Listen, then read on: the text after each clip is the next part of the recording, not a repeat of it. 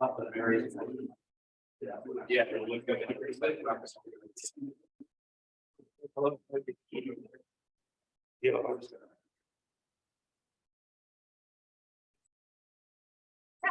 They do create insurance really good.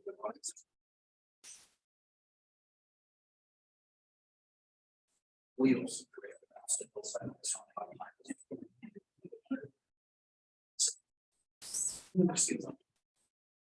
Yeah, I think what's going on.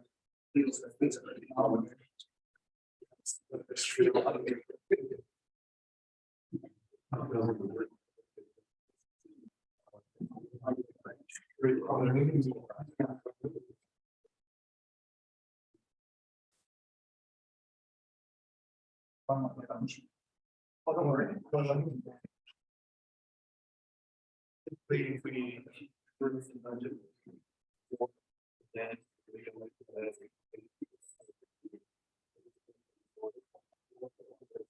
We don't want to.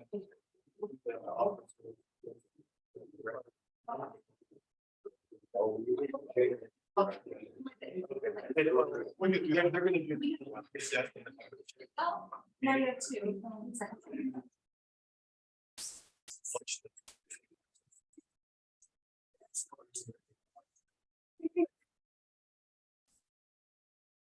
I think that.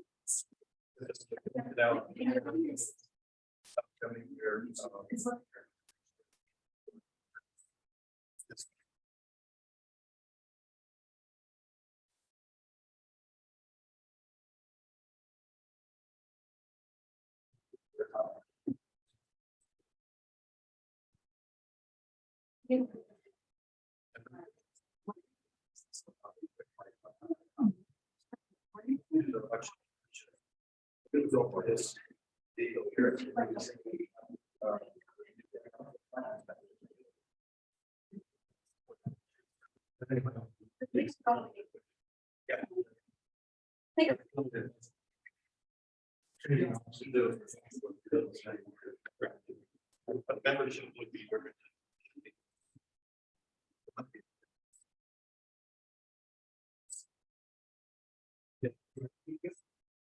Welcome everyone to this meeting, membership meeting. I think the first thing we should do is make some introductions so we all can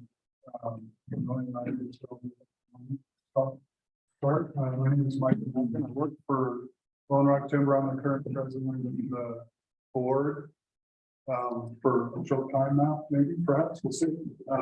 Mike. I'm Mike Meredith. I'm Snowy View Timberlands. I'm the vice president. Hi there, I'm Matt Lamonti. I'm the staff forester here. And out there on the video, can someone let me know if you can hear us? Yeah, Matt, we can. Okay, thanks. Let us know if we need to speak up or anything. I will. Good morning, Brandon Kearns, Grants Passing Enforcer. Good morning, Ron Graham. I'm the Deputy Chief of Operations for Fire Protection. I am Tom Young with FWS Forestry. Chris Wood, Metro DLM, Department of Office. Pat Script, District Manager for the Douglas Forest Protective Association of the Roseburg. Christina Shepherd, exec support for the Northern area for days. Susan Kendall, Stanley Ranch. Todd Morthowski at Miller Ranch. Morning, everybody. Kyle Williams, Director of Forest Protection at the Oregon Forest Industries. Morning, Paul Ritter, PFPA, South Carolina Forest Director. Darren McMichael, Manulife Investment Manager. Phil Simpson, I'm the Acting Road Watershed Manager for RFPA. Whitney Hedman, Silverview Timber Company. Michaela Dawson, Chinook Forest Management and current Secretary and Treasurer. Joel Caswell, Thompson. Good morning, Dave Larson, Southern Oregon Area Director. And then we have Lorna and Mike that are on the Zoom conference. You guys want to say hi? Hi, I'm Lorna Hobbs. I am the finance coordinator for the Emergency Fire Cost Committee. Thanks for having me here. Good morning, folks. Sorry I couldn't be there in person. Mike McCann, Deputy Fire Staff of Operations for the Rogue River Siskiyou National Forest. And hi, everyone. I'm Natalie Weber. I'm the Public Information Officer for the Southwest Oregon District. That's it. All right. All right, moving on. There is a copy of the previous, the December meeting notes. I guess we need to approve those notes for this year. So if I can get all this, get an approval for December meeting notes. I move that we approve the meeting, the minutes for November meeting. A second. I second the motion. And then Mike Meredith, financial report from you. Actually, I'm not this president. Oh, That would I'm be sorry. Michaela. No, you're fine. Michaela, you're good. We have a beginning balance of $12,781.49, zero income or expenses for the period for an ending balance of $12,781.49.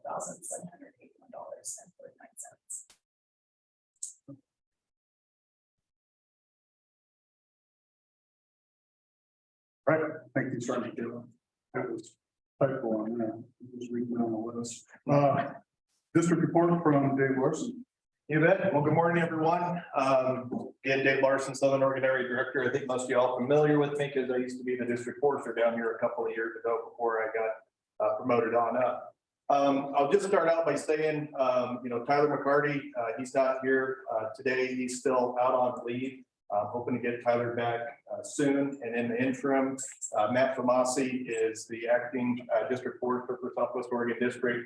And I'm also providing the oversight as I do the other ODF districts within the area. So we're working pretty close together. I volunteered to do the district forester report because I had a little bit of experience from my previous role here on the district, as well as with the budget. I wanted to be a part of the discussion and the conversation. Matt's been really busy working through the forest land classification process and the numerous other duties that he has as a staff forester. So right now he's wearing two hats in his job. So I figured I would provide a little bit of a lift there for the district, especially talk about the budget.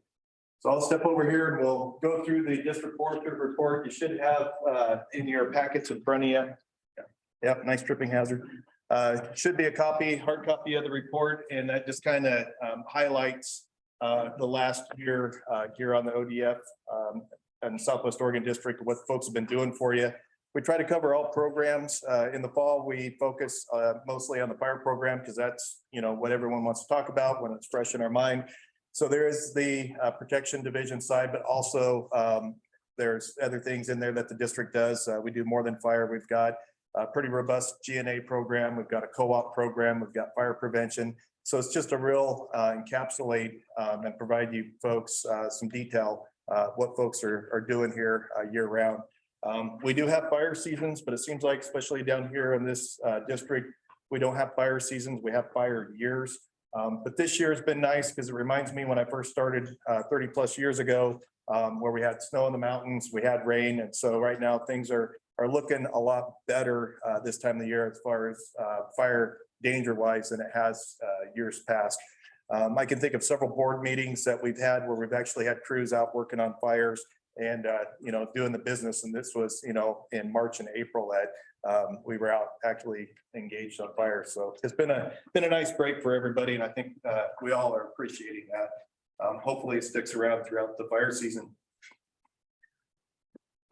Basically, last year it was a year of growth and expansion, but also hard-fought battles and a loss that left its mark across our district, our agency, and our community.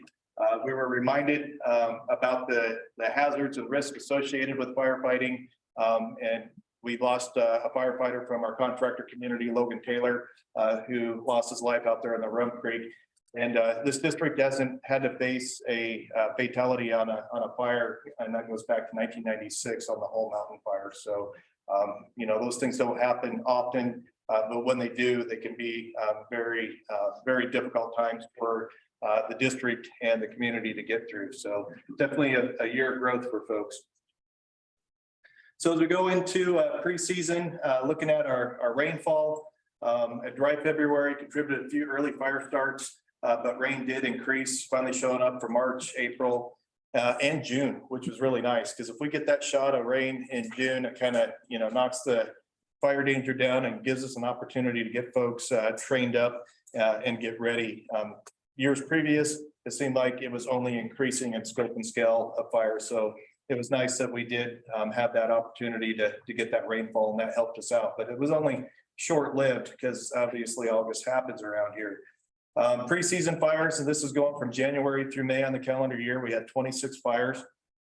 Historically, that number has been a lot higher, but folks are starting to get the concept that we start fire season down here, regardless of how much rain or snow is up in the hills. We're going to start fire season on June 1st, and that's really a prevention measure to corral the folks down there in the valleys where we're having the majority of the escaped debris piles, because folks, they go burn on the weekend and it's all good, and then they go to work on Monday morning, and then the sun comes out, the winds come up, and then fire takes off. So definitely that has helped out. And then fires during the fire season, which was declared on June 1st and went through October, we had 241 fires during that time frame. Just to recap again, we started fire season June 1st, and that brings on our public use restrictions, as well as the IFPL levels go into effect. We finally ended fire season on October 26th. Again, it felt a lot like historically we would, you know, fire season's winding down, but then we get a few east wind bumps and some dry weather comes through in October. But we were finally able to lift it on the 26th. And then we got so much rain during that time frame, and understanding the need of folks to get out there and start their industrial burning and looking at the conditions in the forecast, felt real comfortable with starting the burn season. That was on November 1st. Comparing for previous seasons in 22, 147 days in fire season. 2021 was 161. And then we remember 2020. And a lot of that was due when we started fire season early back in May, was due to COVID. And people were sitting at home and they were bored and had nothing to do, but it sounded good to go out and have a fire in your yard. And it was a pretty dry time of the year then. And so we started seeing increases of fires. So we put fire season on a little earlier than historically, but a long season for 190 days in 2020. Looking at our average maximum temperature, we were just about normal to what you would expect for the period of, you know, that 1 year period between December 3rd of 2021 and 2022. So we're right about where we should be, just slightly, maybe a degree or two above our average maximum temperatures. And then we go into rainfall, and there was a little bit of a deficit that we had here, especially down there in that Curry County area of the Southern Oregon area. Was a lot drier, but that actually spread up and came into parts of Josephine County and Jackson County as well. All in all, we're behind on rainfall, but we'll probably see here shortly that that's actually improved dramatically. Looking at our rainfall, looking at Medford, and this is based on our 10-year averages of our percent of normal, and you can see that the blue bar is our rain that we got. The orange bar is the normal rainfall that we received. The lines that you see there, the green line is the temperature that's normal, and the red line is what we actually saw for that year. Started out pretty wet in October 21 and 22, and then got really wet in December. And then it slowly started to trickle off, where we had that pretty dry February, and that was making us pretty nervous. We were looking at that going, if things don't change, it's going to get ugly. We still were below rainfall going into March, but then April, the spigot finally opened back up, saw pretty significant rainfall. Started decreasing again in May, got that shot of rain in June, which was very helpful. That kind of is your springboard into fire season. So if you can get those rain events, that's great. But as you see, as we get into July, you know, it's still a little bit above average, but then August, you know, average rainfall around here is 0 in August. So it's pretty dry. And then September and October, September was about normal, and then October was below. So that's why we had that delay for most of the month and then caught up towards the end. So we had close to normal rainfall, 17.86 inches of rain. Normal is 18.35, so we're about 97% for the rain year. Pretty similar story for Grants Pass. You could see when fire danger was coming up, the temperatures were above normal. Precipitation was pretty much non-existent. Not as much rain over here in July. It seemed like those thunderstorms that were popping up. We're staying primarily east of I-5 and running up the spine of the Cascades. So we didn't get as much of the rainfall over here in July that we typically would get. Again, started seeing some rain in September, and then October was below normal for precipitation. All in all, over here in the Grants Pass side of the house, we're at 80% of average. So looking at the drought monitor, it was looking pretty ominous. You know, May 31st, you can see a pretty good slug of red coming right up into Jackson County and starting to wander its way over into Josephine County. Drought continued throughout the summer. Again, we had the rainfall was pretty much non-existent until about October, but we started seeing conditions slowly starting to improve, especially down in California, which has been a pretty good resource draw nationally for the fire seasons they've been having down there. This is not my heart rate. This is the energy release component of basically our gauge of fire behavior that we can expect. And so if you look at the blue line, that was the 2021 fire season. The red line was 2022, and the gray is where you should be on average. So for the most part, you can see where we're climbing up pretty good. And then it dropped down in June, and then it started creeping back up. And we also looked at our IFPL levels when we decide that. But we really didn't see that extreme or getting that 90th percentile of our fire season until we got into September. And that's when we had those east winds started coming back again, ironically around the same time as Labor Day. So remember what 2020 was like there. And then slowly started dropping back down. But again, that dry October, things started peaking back up again. And then as we got towards the end of the October there, the rain showed up and we were finally able to start dropping things down. And this correlates with the industrial fire precaution levels or with the public use restrictions. So this is how we regulate the public and when they can do their mowing. If we're in the green category, you can go all day. If you get up into the blue category, you got to shut it off at 1. If you get up into yellow, you go to 10, and you go to red. We don't want you doing anything out there. So we regulate the public pretty hard because that's the primary cause and driver of our fires that we have out there. Whether it be mowing or generators, been a real popular one, especially with some of the growing operations that take place down here in Southern Oregon. Get some generators that spark fires and people don't set those up in the right places. And, you know, occasionally some ATV use in there as well, but really try to regulate the public. And we try to track with our ERC so we can, you know, the public can have confidence in our decision-making that it is dry. And so this chart kind of correlates that. And then as the conditions change, we start to remove those restrictions. Then you throw the industrial fire precaution level in there. And so the district spent a lot of time in IFPL 1. And that was just because the energy release component was staying down low enough. We weren't getting a whole lot of fires. And the risk was just not as great as it has been previously. Finally raised up. You know, I run these different than I do the public. Just for the fact that the public is the primary cause of our fires. They don't have their tenders out there. They don't have fire watch. And so we try to find that strike a balance. And so we could be into high fire danger, but we're well into high, and we're looking at the ongoing trends to see is like, hey, we don't want to just keep bouncing these things up and down, but we want to see that it's going to project out that fire season is going to continue to increase and dry out. We did see that back in the 18th of July. So that's when IFPL 2 took place. And then even though we were in the red category, which is extreme for the public, we felt confident just looking at our numbers here that we could ride a lot of that out. But again, we're watching for severe trends. And so when those east winds started showing up on the landscape, that's when we elected to go into an IFPL level of 3. did that for a few days, try to keep that as short as we can. And then as soon as those conditions started to decrease and we started getting some rain, dropped it into a 2. We continued to see the weather improved and then rode it out for the rest of the season in a 1. So I think all in all, from the industrial side of things, I think fire season was pretty successful and allowed folks to work there and not have a whole lot of inconvenience for finding watchmen and all that stuff. Again, just kind of a recap. We spent 147 days of regulated use closures. So as soon as we start fire season, we start our regulated use proclamation and we start regulating the public. Used to be pretty confusing because we normally go into fire season, then we go to public use, and I got everybody all confused. So we just said, hey, when we put on fire season, we're going to regulate the public. That's the primary cause of our fires.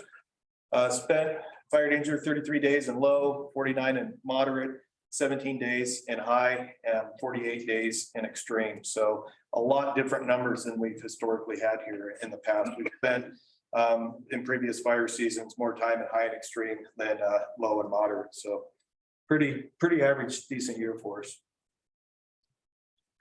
Industrial fire precaution levels, again, we watch these pretty close, but we spent 56% of our time in an IFPL 1 and 41% of our time in the IFPL level of 2.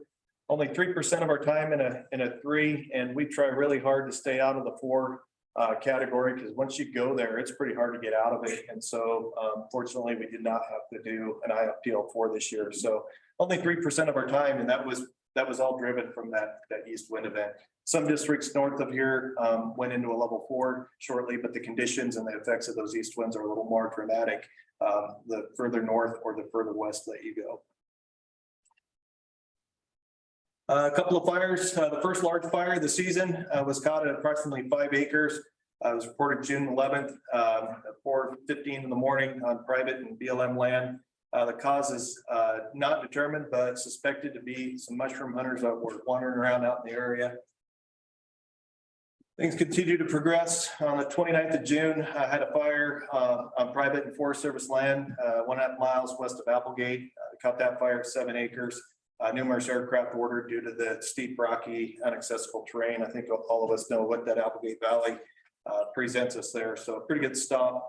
And the cause there was by an unattended campfire. Continue to roll on. Fire season started to increase. Reported on July 2nd on private BLM lands. This is southeast of Ashland. It was caught at 6 acres, and that was kind of the first round of lightning that we saw moving through the area. You can see it's a lot of lighter, flashier fuels that were in there, so those dry out a lot quicker. And then rolling into Cheney Creek fire, that was on the 20th, 4 o'clock. So it's right at the prime time of burning, private and BLM land on Marble Mountain, and that's just south of Wilderville. They caught that fire at 30 acres. Some of the conditions that contributed to the spread is that it's pretty warm and a windy day that was down there. So this one had a lot of concern going into it, but aggressive initial attack and throwing a lot of resources, including severity at that, helped us out quite a bit. And that cause is still under investigation. Then we had the Quarry Road fire. This was reported as a structure fire. I believe this was in a junkyard. Or it looked like one, but it might have been a. Yeah. I drove by it, it kind of looked like it was Sanford and Son, but this happened on the 29th of July, right again at the peak burning time. And in that area in White City, you get a lot of wind that blows that time of day in there. Threatened multiple homes in the area, and the Oregon State Fire Marshals actually called and requested our aircraft to go respond. And so we sent them a bill for that response, but we sent our aircraft in there. The cause is under investigation. So this was basically a non-stat fire. I think it was a mutual aid, wasn't it? Right, yeah, it wasn't within. Wasn't within our force protection, but we're going to provide it because if we don't corral that thing, it's going to spread and it's going to be a threat to hay and lands. Blue chip complex. So lightning storm rolled through the Applegate August 1st, 2:30 in the morning. Just love those early morning fires. Sparked 5 near the town of Murphy. All were caught at 1.5 acres or less. No homes or businesses were threatened, but this was kind of a sign of things to come as the weather pattern was pulling out of the south pretty good. And then on August 2nd, we had the Words Creek fire. It got Report about 9 p.m. affecting private lands. This is 3 miles northwest of Gold Hill, highly visible from the valley. The cause was lightning, and we got that under 16 acres. And a lot of that was helped by our local districts around us. We have the state of Jefferson, we call it, and the Southern Oregon area. So we had resources from DFPA, CFPA, Western Lane and South Cascades, all mobilized resources down to help us out there during that lightning bust. Then we have the Smoky Fire. There's this little fire going on just south of the border, the McKinney Fire. And we were engaged with that. We didn't know how far it was going to go, but it was a pretty aggressive fire that was coming out of the Klamath National Forest there and chewing up some territory. I can't remember how many acres. I think it was about 20,000 acre fire that they had in there, but it was looking like it was coming our way. So we were watching that close. We engaged with a deputy agency administrator just so we can keep our eyes on this thing. And this was located right on the Oregon-California border during the McKinney Fire. And ODF, the Rogue Siskiyou, and the Klamath National Forest and CAL FIRE all responded. CAL FIRE and Forest Service, they investigated it's likely lightning. It was caught at about 30 acres. The initial report of this fire, reason it's called Smoky is because you couldn't see it. It couldn't be detected off the camera detection systems there. And I believe the person that initially saw this fire just saw it as a Motus blip before they went to bed. And it's like, oh, that's weird, but it's pretty close to the McKinney. Obviously, they know about it. And when they got up in the morning, they looked and that blip had grown. And so it's like, oh, crap, we must have something out there. And so a full response went out there between all the agencies involved and grabbed a hold of that fire. But it was just one of those ones, just a lot of smoke laying over in the area and it was capped off, just couldn't see it. Then I-5, it always seems like we got fires all along I-5. You know, most of the time, you know, catalytic converters or cars dragging chains in this case. But because we've got I-5, heavy traffic, a lot of folks going up and down that, we're always going to have fires out there on the interstate. ODOT works pretty hard to try to do mowing and try to keep that vegetation down, but we're just, no matter what, we're going to have fires there. But this was between Gold Hill and Merlin, a pretty frequent area for fires. We had 6 fires along the interstate. Each fire stopped at a 1/4 acre or less. Most likely cause was dragging of chain, and one lane of I-5 was shut down for a short period of time.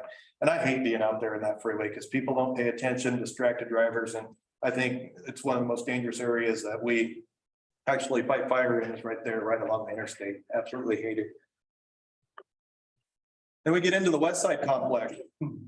So we had some thunderstorms come through. August 17th caused 8 fires in the Medford unit.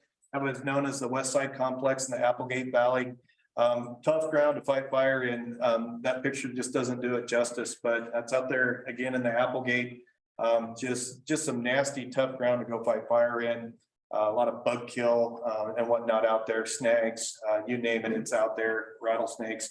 All fires were caught at 180 acres in total. The largest was the Ladybug Fire, and that was caught at 80 acres. So really good stop out there in the Applegate. That one could have been a real problem for us. And it was a fire that for days you would get around it and you get it hooked and you feel good, and then something would roll out and you'd have to go chase it again. So we had to invest some time and beat on that thing for a while. Then Lightning Gulch Complex. So during the same period of time, 38 lightning fires were started in Josephine County, making up the Lightning Gulch Complex. The largest ended up being the Rum Creek Fire, followed by Hog Creek Fire at 26 acres. Throughout the course, both complexes, 46 fires in total. Homes were only threatened on the Rum Creek. So it was still, most of the fires remained up high. The story about Hog Creek there, great stop. I believe Pat sent some of his folks up from DFPA to help out on that one. They were working on that fire, got it corralled, and then eventually it got overrun by the Rum Creek Fire, crawled up there, but still was an impressive good stop.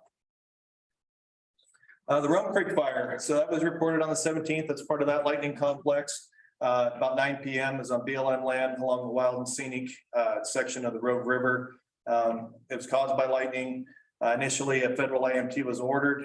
When private lands became threatened and the complexity increased, we brought in ODF incident management team, and we all worked together in a unified command. State Fire Marshal also showed up because we had a lot of structures that were threatened down along that river corridor.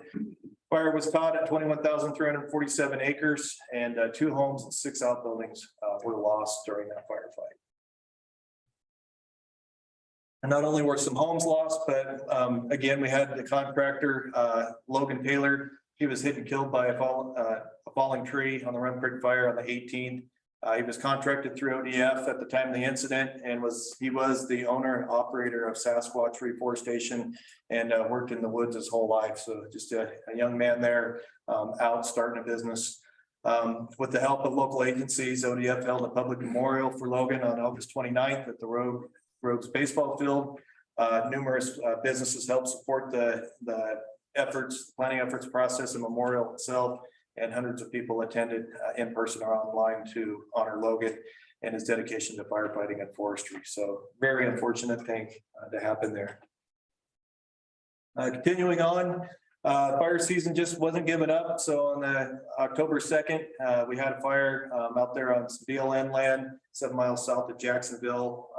It was caught about 25.5 acres, caused by exploding targets. So those things seem to still affect us statewide.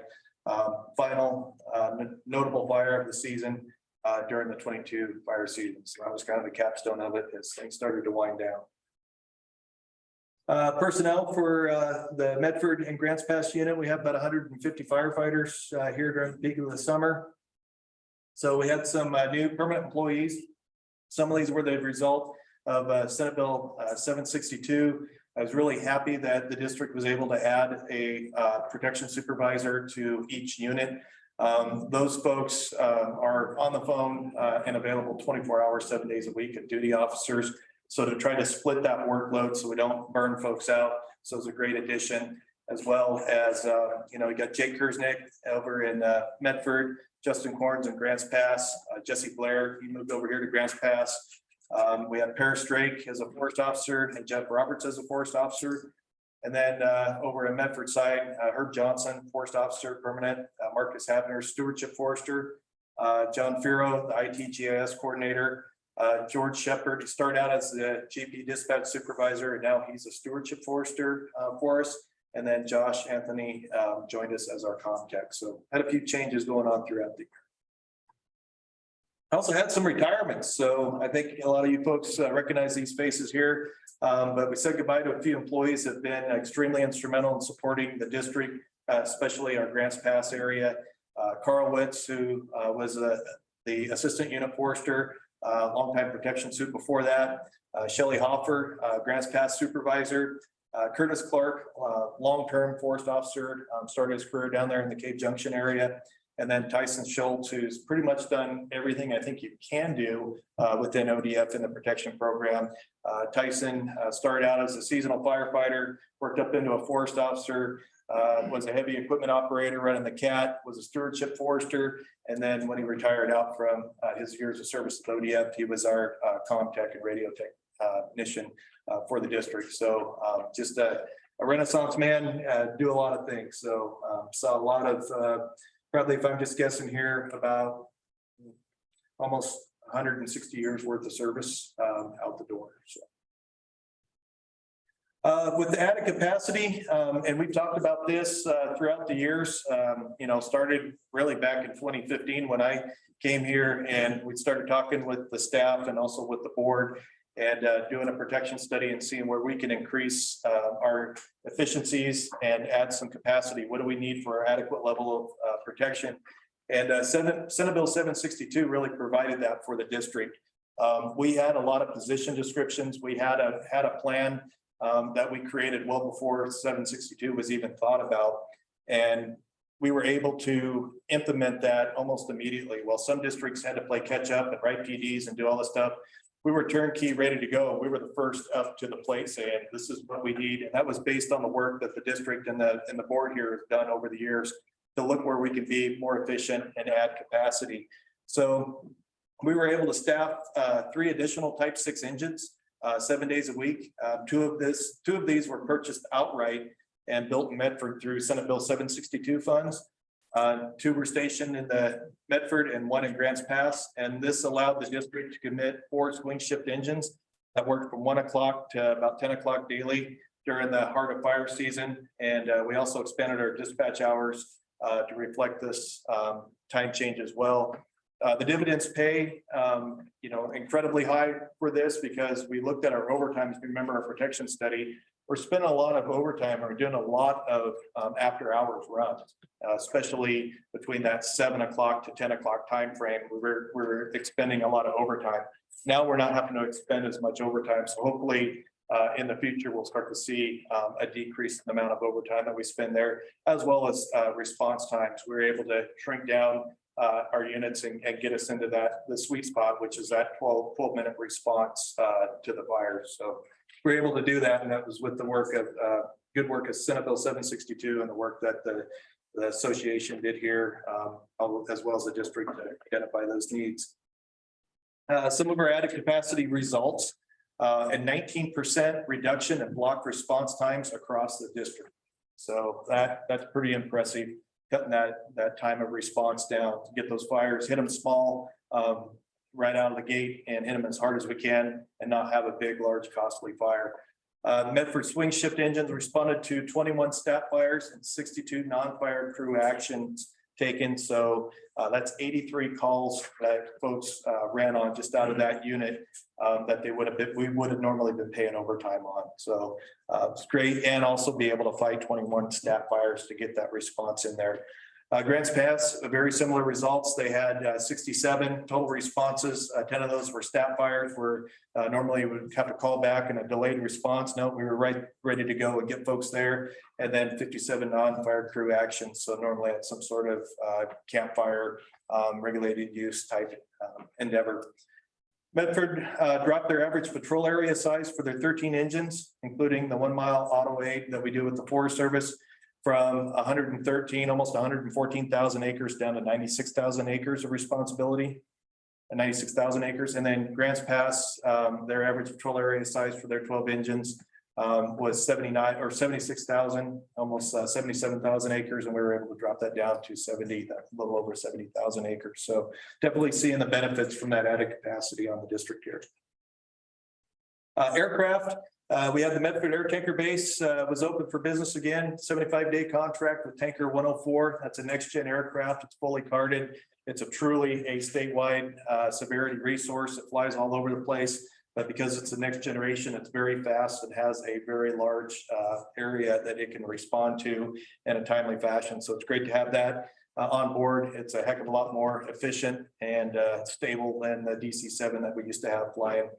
We also have our air attack recon fixed wing Cessna 206. And then our helicopters, we had 2 in Medford exclusive use, one being the Type 2 and the other one being our Helitack program with the Type 3. And then we had a Type 2 parked over here at Grants Pass for severity. And again, we had the Type 3 over there, the Medford unit with their Helitack. Speaking of Helitack, they were pretty darn busy. Once again, this has been a highly effective program, first pioneered on the district back in 2018 to proof of concept. Worked very well. So we were actually able to implement that the following year with this particular helicopter, which is a MD 900. Great platform, can haul people, haul equipment, haul water, dumps almost as much water as a Type 2 helicopter. So it's a lot of good bang for the buck there. Also, we have an agreement with the Jackson County Sheriff's Office that if there's a medical emergency, this helicopter can be rapidly configured. We can put their personnel in it and actually do short haul rescue extractions. And that helicopter is used several times for that mission this summer. So it's a great resource and tool in the toolbox there. And that partnership with Jackson County Sheriff's Office is really helps add even more value to the helicopter, especially for life safety. It's parked there in the Medford unit, completed 231 passenger transports, including initial attack missions, spent 37 days engaged on incidents over the 75-day contract, and stayed for a 5-day extension for a total of 80 days. We do a rotation, so we bring folks from all around the state to actually participate and get trained up on this resource so they could take that skills, knowledge back to their home units. And so we've had folks from Western Lane, from the district, CFPA, Eastern Lane, participate and go through a rotation on the helicopter. So we're getting more helicopter crew members certified so they can go out there and provide this resource across the state. Continue with helicopters. We have our type 2, flew 50 hours, 50.3 hours on 28 missions. The Helitac, again, flew 64 hours for 79 missions. Over here in Grants Pass on the Severity, we did 62, almost 62 and a half hours and completed 537 bucket drops. And then our fixed wing, it's district funded, started on July 8th and left the district on September 21st. Flew 120 hours for a total of 43 missions. Due to the challenges of finding qualified pilots, the vendor was awarded exclusive use contract through our process and had to back out in the last minute. So we had to scramble around a little bit to get a federally carded aircraft. And these are getting harder and harder and harder to get carded, but looks like we'll be able to get them back for another year this year. So.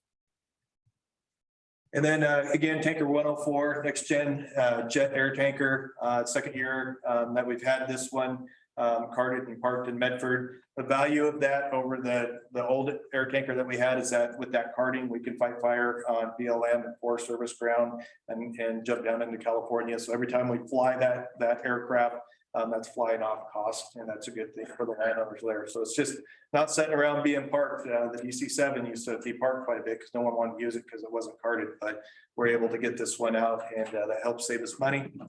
Flew on 6 separate fires or complexes and dropped 63 loads of retardant. A little over 228,000 gallons of retardant was delivered, and the contract ended on September 24th. So again, we just keep it around for 75 days. Very expensive tool in the toolbox. So if we don't need it, we'll definitely send it home at the end of contract. Also, our UAV program, we didn't fly any missions on our district-owned UAVs, and that's because we need to be Part 107 certified through the FAA, just like flying an airplane. We got to go through and get those qualifications, and we've actually been able to add capacity back into that program. Over the winter, we've had a couple of folks on the district get their Part 107, so we should see our numbers come up in our UAV program there. Detection. This program has just went gangbusters, especially here in Southwest Oregon District.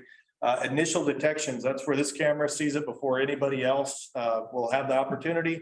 This camera picked up 64 fires out there on the landscape before cell phones or any other person could be out there. And then secondary detections, and this is smoke detected or confirmed the report after we hear off of 911. Hear that there's a fire, we can automatically pivot those cameras there, and we can get some real good, quick situational awareness and intel about what it's doing. So there's 147 of those. We now have a total of 15 camera site locations. No new camera sites for 2022, but new cameras will be installed this year. A lot of that's through the 762 funding that we got, and that's going to be King Mountain and Mount Ashland. A lot of the reason for some of the delays when we didn't have any come through last year, it was really hard to get equipment, especially anything that had microchips in it. But that has seemed to finally change, and we're able to get those resources. So those should be going up here relatively soon. I think our biggest obstacle right now is snow. Another issue that we had up there, this was up there on White Point in mid-August. We've got security cameras up there, and we had an individual come up there, and they actually flew a drone over the site to make sure there was no one there. And then once it confirmed no one's there, they decided they wanted to come up and salvage some of the equipment.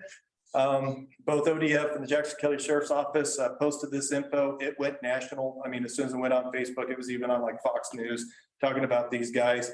And so they went out there, and that spooked them because all the news outlets were covering it. So the individual decided to put all the camera equipment in a duffel bag and drop it off along the road, and said with a note that said, "Call police." Maybe he thought they wouldn't be in trouble anymore if they gave it back. They were able to track down this individual. I believe this guy's mother was the one that reported him. And so Mr. McPherson was charged with theft 1, criminal mischief 1, burglary 2. The second suspect hasn't been caught, but I'm guessing with a plea bargain agreement, there's no honor amongst criminals. We'll probably figure out who the second person was, but this person was arraigned, and I believe they're currently in jail. So yeah, fortunately, those things happen, but we got a lot of cameras out there, not only to detect fire, but for security as well. So some fire season stats, number of fires, lightning, 72 for 21,610 acres. Bulk of those acres were on the Rum Creek fire. We had equipment was 71 for 10 acres burnt. Recreation was 20 for 33 acres. Smoking, 7 fires for almost a half acre. Arson, we had 13 fires for 33 and a half acres burnt.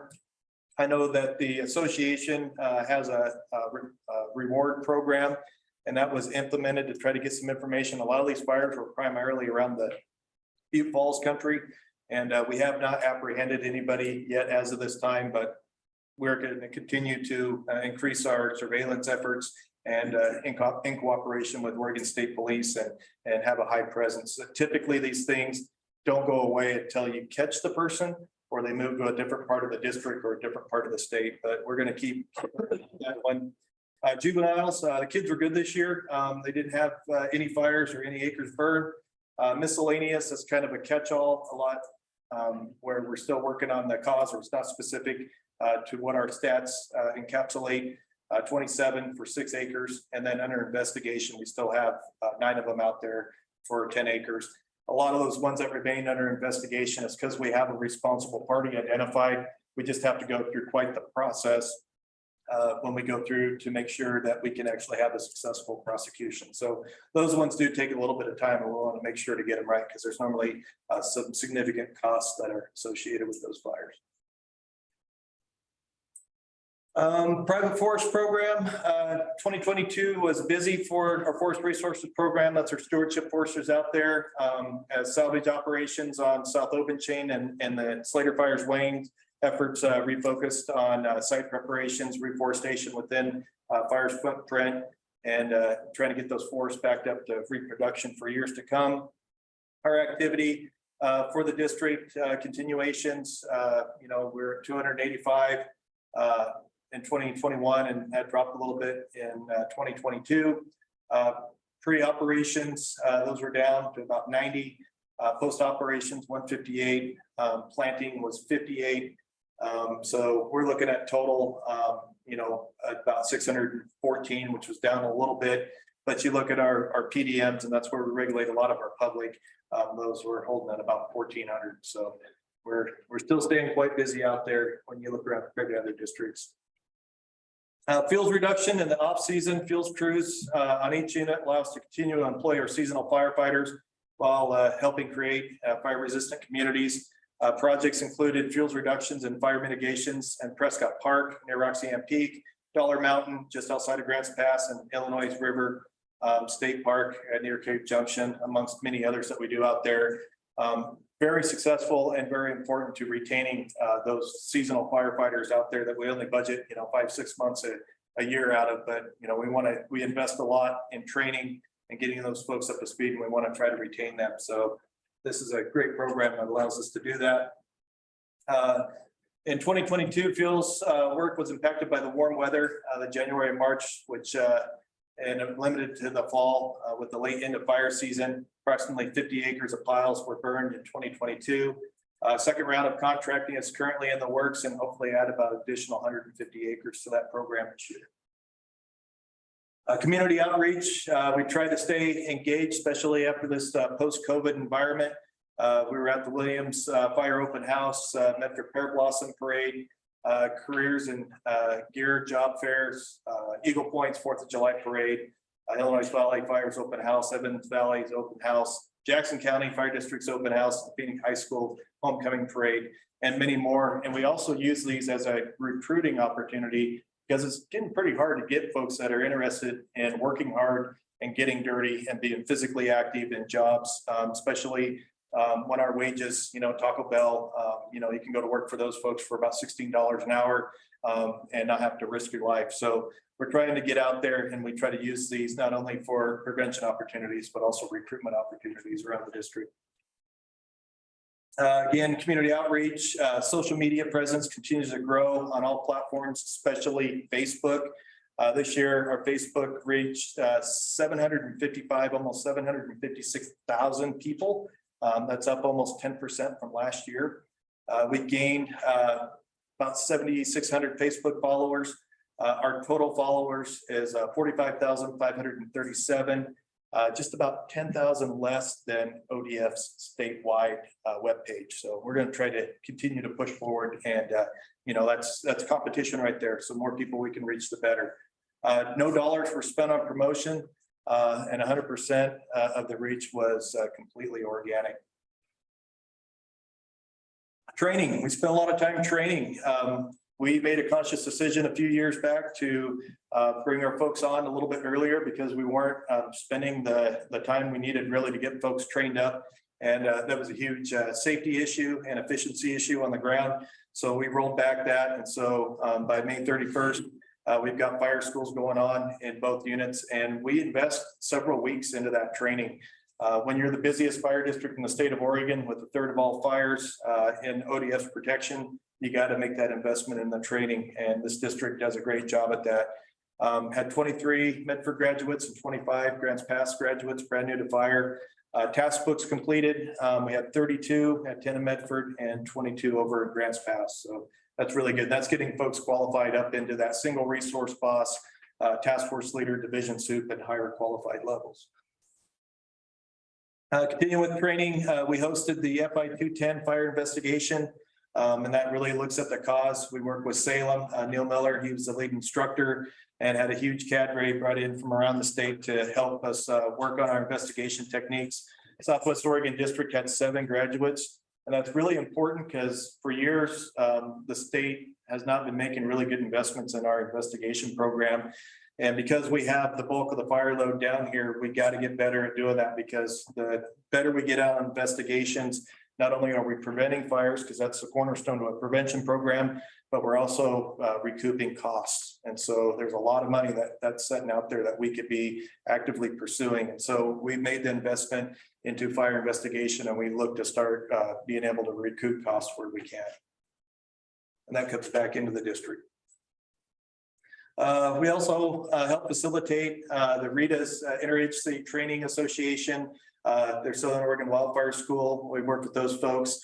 We focused on engine operations and a lot of air operations. The rural fire departments don't really work with helicopters all that much, but because the fire marshals got money to procure resources, they're seeing more utilization of aviation assets. So we want to be with those folks to help them be successful. So we provided some training, and that again allows the structural firefighters to gain that experience and get their task books done, and help them help us when we need them as part of a coordinated fire system.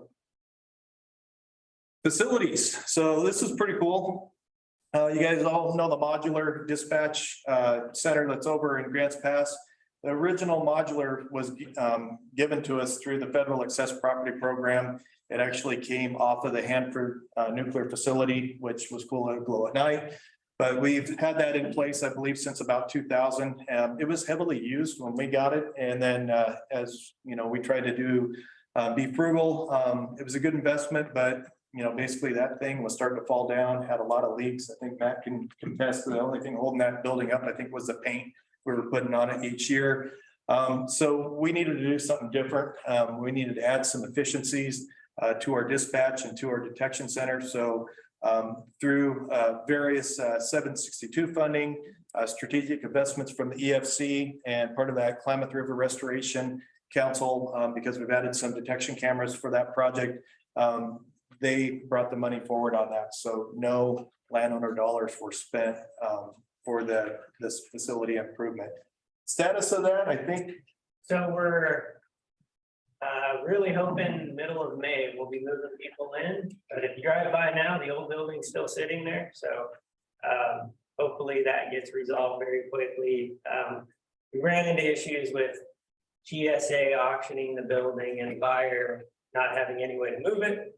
So we're working through that, looking probably this week, next week, hopefully getting permission just to demo it. So it may add on to those costs a little bit.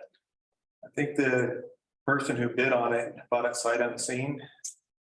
Yeah, just from the pictures posted, and probably thought they were going to make a quick buck on it or something. Yeah, and then they got close to it, and now it's still sitting there. So hopefully get that out, because right now the dispatch center that's why we're here today in Grants Pass, is because the Medford conference room is now an ad hoc dispatch center temporarily until we get that building. So hopefully we can get that off the property soon, get this new one in. It won't take long once we get the new building set up. It's not like setting up a double wide mobile home, you know, you just wheel it in, set it up and go, and then hook up the electronics and technology and phones and stuff. So we'll get that done. So that is the end of my report. So again, I appreciate the support that the RFPA provides to Southwest Oregon District. And I really appreciate all the employees and staff here that I think do a stellar job to provide you all fire protection across the district here. So any questions? On Cheney Creek, when do you think you'll have a resolution on the cost? Good question. So the investigations have been turned in, and so I think we're waiting on a couple signatures, and so yeah, pretty close. But it is human cost. I believe so. Yeah.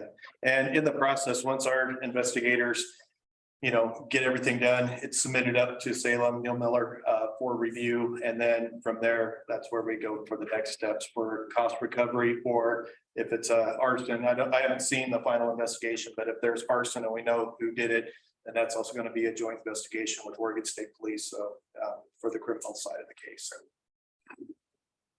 Yeah, good question. Anything else? All right. Thank you, Mr. President. Thank you very much, Dave. Appreciate it. So maybe we'll push through for another half hour and then take a break so I don't get in trouble again for not taking breaks. Let's move on to Rogue River, Siskiyou National Forest. I believe it was Mike. Is that who's here to represent Mike McCain? Mike McCain? No? Yeah, good morning, folks. Can you hear me? Yep, we got you, Mike. Hey, folks, I apologize again that I couldn't be there in person. Actually conducting 10 interviews today to continue to fill fire seats. So that's start off my report. Currently in phase 3 of fire hire, we're looking to fill 16 additional permanent positions, which would put us about 85 to 90% of capacity for the 2023 season. 6 of our engines will all be 7-day staffed, with the engine out of powers currently. If they aren't able to fill one more seat, it'll be 5-day staffed. So 7 engines, 6 at 7-day staffing, 1 possibly at 5-day, but we're hoping to fill one more seat, so that'll be at 7-day effective. We did increase some staffing on our local hand crews. Our interagency hotshot crew, the Rogue River Hotshots, bumped to 25. Our Type 1 WFM Galease bumped from 13, 62 at a high cascade from 10 to 15. And then our Crew 31 over in Gold Beach remains at 10. We have added some capacity in our dispatch centers. We've added 2 new permanent employees in our center, as well as 1 temporary employee, which bumps our numbers up to 7. So that's great news for us. Our Siskiyou Rappel crew also bumped their numbers up to 24, which is 3 above the national goal for that. Our Medford Air Tanker Base has added 2 details into positions to help facilitate the 2 bases that we run between the LAT and the VLAT in accordance with ODF, our partners. Our Air Attack program, where you're currently getting ready to fly a detail for our Air Tactical Group Supervisor, and then look to follow that up with another detail in a trainee position to continue to build capacity. For last year, our total fires were 80. 40 of which were lightning caused, 40 of which were human caused, for a total of 12.59 acres. Year to date for fuels treatments, we're just sitting at just under 3,000 acres completed, with districts continuing to pursue opportunities as the snow comes off for continued pile burning and underburning opportunities. With that, I'll stand by for questions.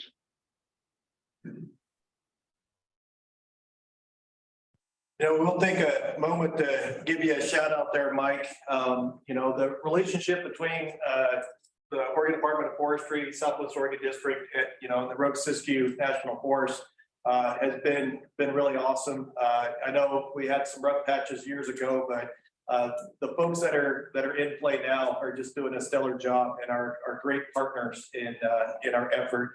And under Merv George's leadership, You know, we've had some opportunities to engage on some fires, and I think it should be of note.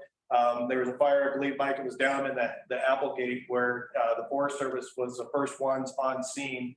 It was on ODF protection, and they were the IC. And then when we showed up, we didn't remove them from being the IC of that fire. We have that trust and confidence in the ability on the Rogue Siskiyou. It's like, yeah, you guys got this, and take this fire, and you know, knocked it out, and good successful resolution to putting that fire out. And we're in really constant communication throughout the summer. And you know, the Rogue Siskiyou is going after these fires day and night, and shoulder to shoulder with ODF. So I just wanted to pass that on, Mike, and say really appreciate the relationship and really where we're at nowadays. So thank you. I couldn't agree more, Dave. I really appreciate where we've come from the past for sure, and that trust and work is amazing where we've gotten to. I'd also like to say, you know, we will continue to be extremely aggressive in our initial attack. We live and die on the Rogue Siskiyou by our severity dollars. And as you know, we will continue to do that and bring additional resources in that are for the Rogue Valley and Illinois Valley, not just strictly for the Forest Service. It's an all hands approach for all of us, and I appreciate the coordination. Sorry I couldn't be there in person. Thanks, Mike. Thank you very much. All right, moving on. Medford District BLM. Chris?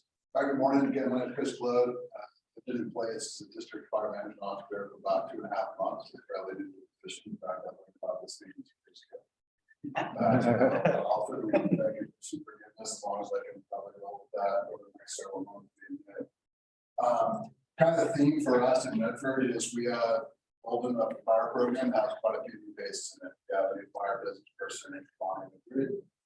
She got on scene in December. Hired an assistant fire management officer, Randy Stewart. She'll be here in May. So Medford BLM starting to look and feel a little different than it used to. Certainly buildings in the past and supporting functions of the district. As far as resources go, still have the 3 Type 6 engines that we staff occasionally for local and off-district assignments. Have a fair amount of overhead available for, again, local and IMT support, et cetera. So we'll be supporting in those capacities. We have our Type 2 IA veteran crew, which should be on boards at the end of May. So they'll be available for fire suppression as well. Kind of theme of building capacity, you know, Medford BLM 15, 20 years ago used to do a lot of field production work, about 20,000 acres. The way that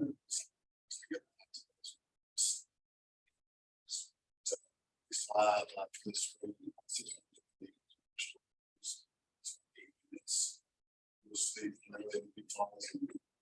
process. So we're looking to build that capacity. Let's logo. Last thing I'll say that our district leadership is largely intact, except for we do have a vacancy in the small skilled manager position. So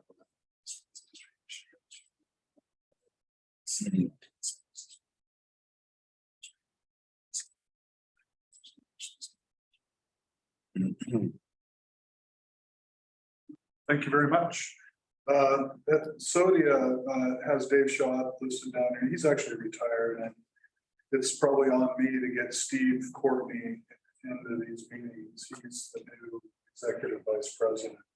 It's probably, I probably used to miss on that. So there's no Dave Shaw here, so I guess we'll just move on to Mr. Mike Meredith. Yeah, and actually I have not renewed my membership with OSWA this year. They've gone through quite a transition. I'm kind of waiting to see how things take out there. So I'll take my name off that list. I have nothing to report otherwise. Okay. ODF&W was Mark here. I'm filling in for Mark. Mark's on vacation, so as the deputy wildlife director. So yeah, I don't have a ton of contests. You know, these meetings. I guess the one thing I'd share is that you know, we have seen in terms of riparian management, we've seen a lot of fuels reduction efforts in riparian zones, even, you know, counties going against their own ordinances. And so we're just trying to get message out that healthy recreation zones actually do require vegetation. You know, especially since, 90% of our fish and wildlife, native fish and wildlife critters utilize recreation zones for at least a portion of the zones. I guess the only other thing on data is that we did hire for support biologists and habitat service.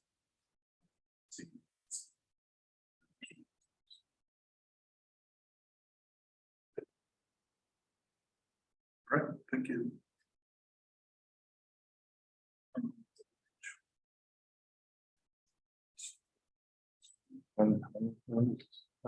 So But are they here? So I guess we'll pass on that. Do people want a break or do we want to keep going? Keep going. Hammer down, let's just keep going. All right. Not yet, You don't know yet. But yeah. So, that's right.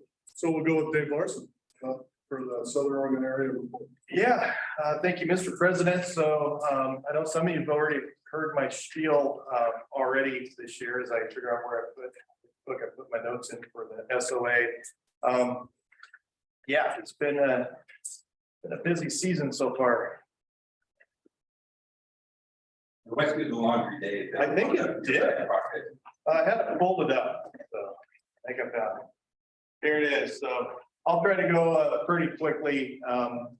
You guys are probably all tired of hearing from me. Obviously, we eased into the fire season. I'm looking at from the area perspective here.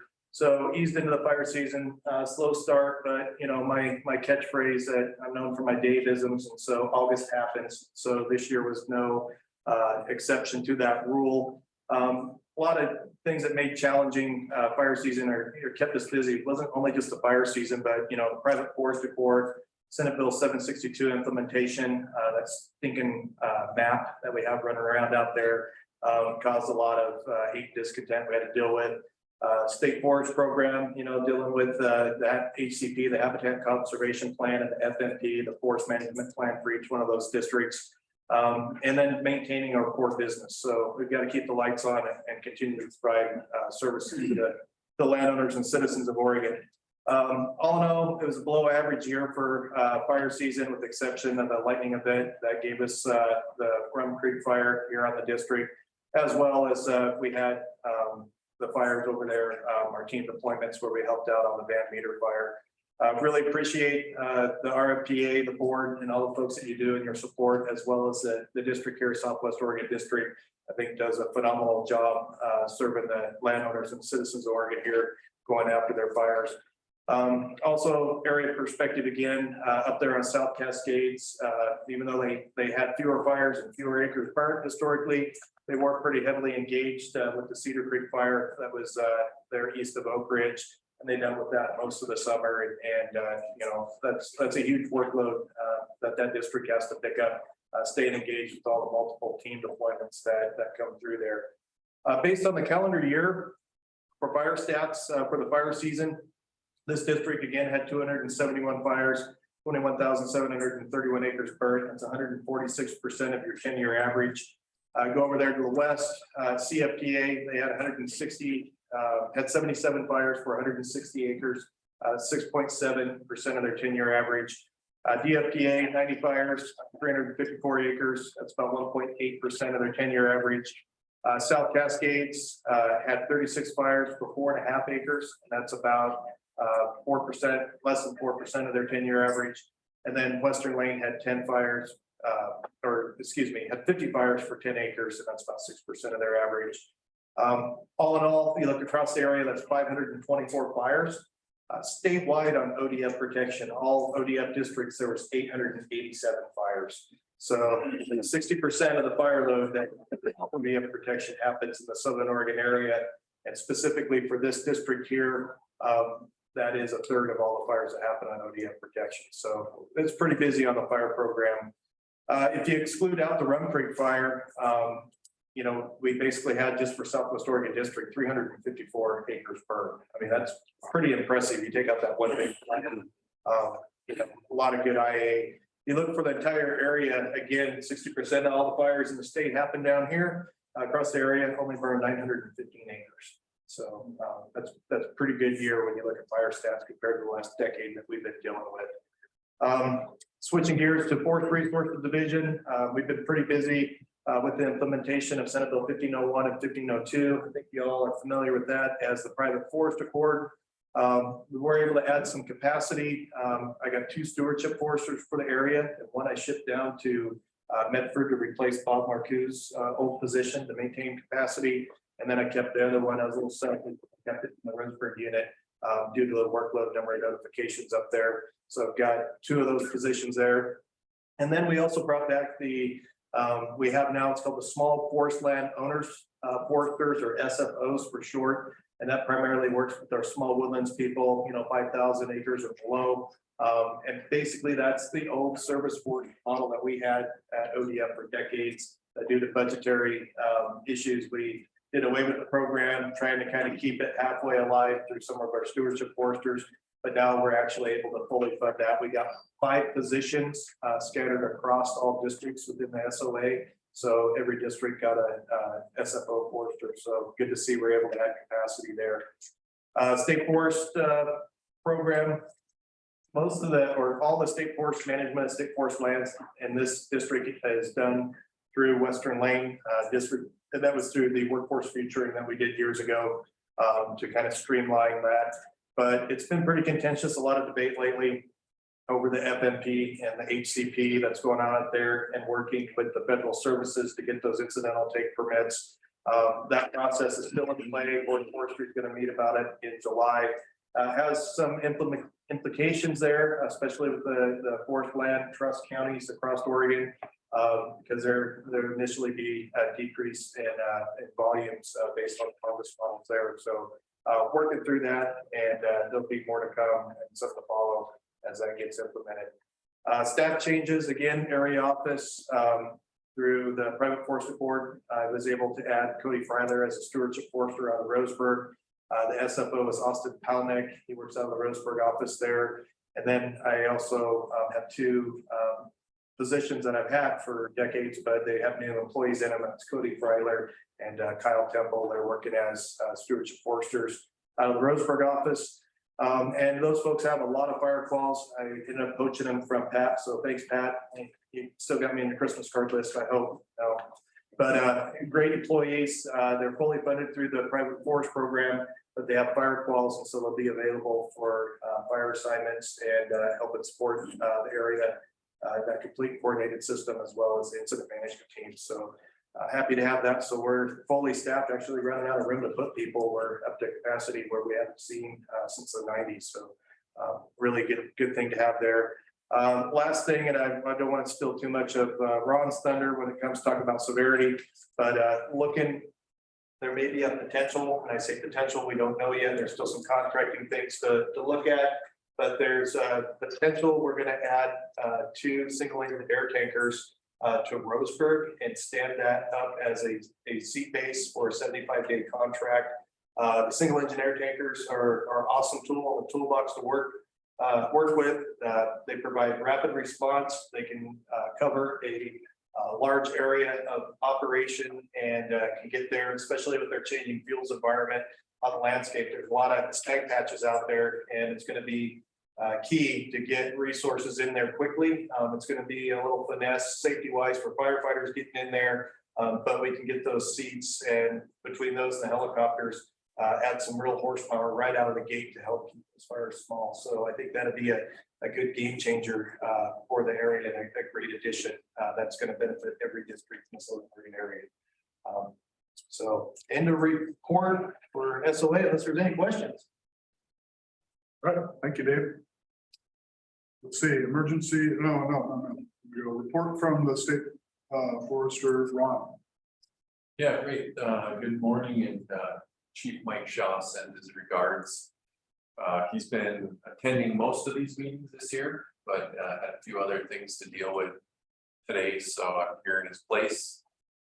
Mike's been pretty busy working with the legislature this session, trying to make sure our needs are being met, and he's answering all the questions. So he's doing a great job. He's bringing everything we need to the legislature, trying to get us some additional funding and help. As we go into this fire season, Dave talked about drought and that a little bit. There's been pretty adequate snowpack, as Dave mentioned, which is great to see. Lots of water. There's a rangeland protection summit going on in Burns, and there's a lot of standing water over there. So right now, things are looking promising. All of that is kind of caught up in the shift of La Nina to El Nino, and pretty neutral El Nino right now, but indications are that sometime later this summer, that'll take a little bit more hold, just don't know when. But that has given us some relief to that drought map. Central Oregon is still kind of a hot spot. There's a bullseye there. A couple more counties, I think, just yesterday or so were asking for drought declarations over that way. But everybody else has seen some pretty adequate moisture and below normal temps a little bit too.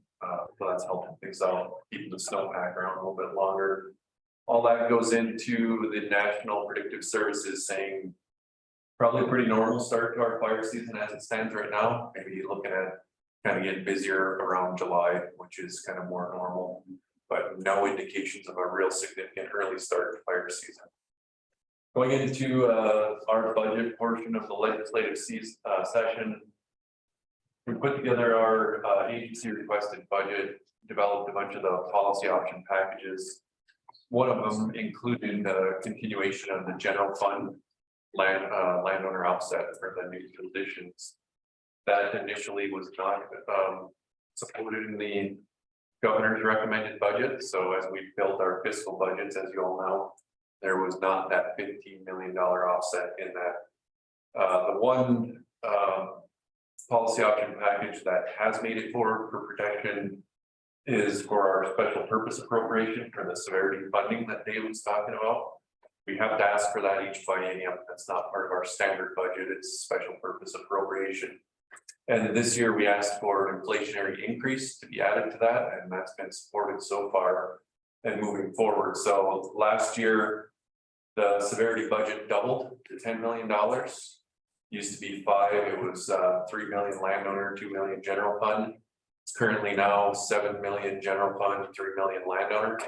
And then this year we're getting a couple $100,000 increase if this passes through the legislatively adopted budget for the next biennium to try to make up for some of the rising cost of contracting these aircraft and then doing business to meet the requirements to get that federal carding that's ever so important.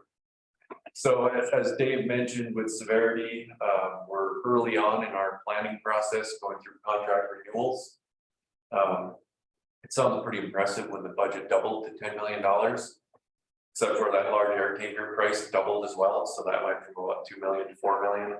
So that ate up a bunch of it. We added 2 fire boss water scooping seats up in the Dalles area that kind of deal with some of the fire there and some of the underprotected lands as well.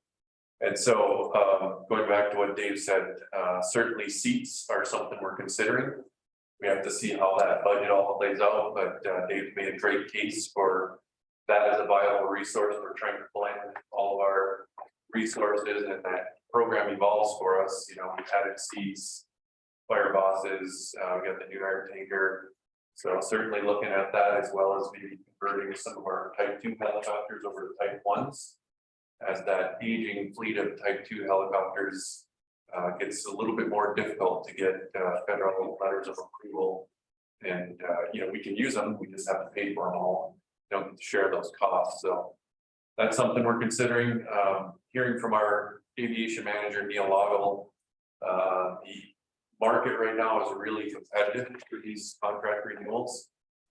He's seeing a lot of just kind of maneuvering that he hasn't seen in the past. So it's likely going to be a little bit before we figure out exactly what kind of budget room we have to add this additional resource.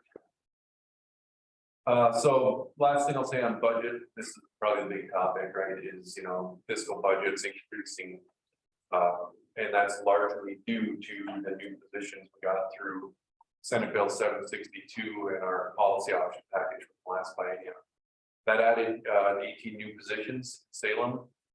Bunch of those positions are based at headquarters, but they're out in the areas, serving the areas. Such as 3 new aviation coordinators, 3 new policy coordinators. There's training coordinators that went into Dave's area budget. There's 3 seasonal severity positions that are out there as part of that. And then various program additions in all aspects of what we do. From fire cash to aviation and operations, as well as policy and prevention. So that's adding to a lot of costs, and those costs are being passed on to you folks. We understand that. We were directed to do basically current service level budget, which means keep those positions, knowing we wouldn't have any funding offset. Our protection budget out of Salem is up about $750,000 last fiscal year. And that's about just short of a 15-cent increase as it gets passed out to the field. About 12.5 cents of that 15 cents are 762 offset going away and making up for budget over expense the last 2 years. Our actual cost computation for the fiscal 22 came in with a deficit of about 500,000. So that's just around 12 cents in itself. And then there's almost 4 cents making up for what we project our ending balance for fiscal 23 to be. As you know, when you end up in a hole and you don't budget enough and you don't collect enough, it kind of keeps compounding until you get that righted. So this budget is really showing the effort to get that righted, continue to support those positions, and then, you know, what we hope to see is a little bit of stabilization to our budget then. If we can get the collection rate and the revenue where we need it to be, and hopefully slow that down a little bit so you don't see those kind of increases. Part of what's driving our headquarters budgets to go up is we have a lot of large fire support in our base budget.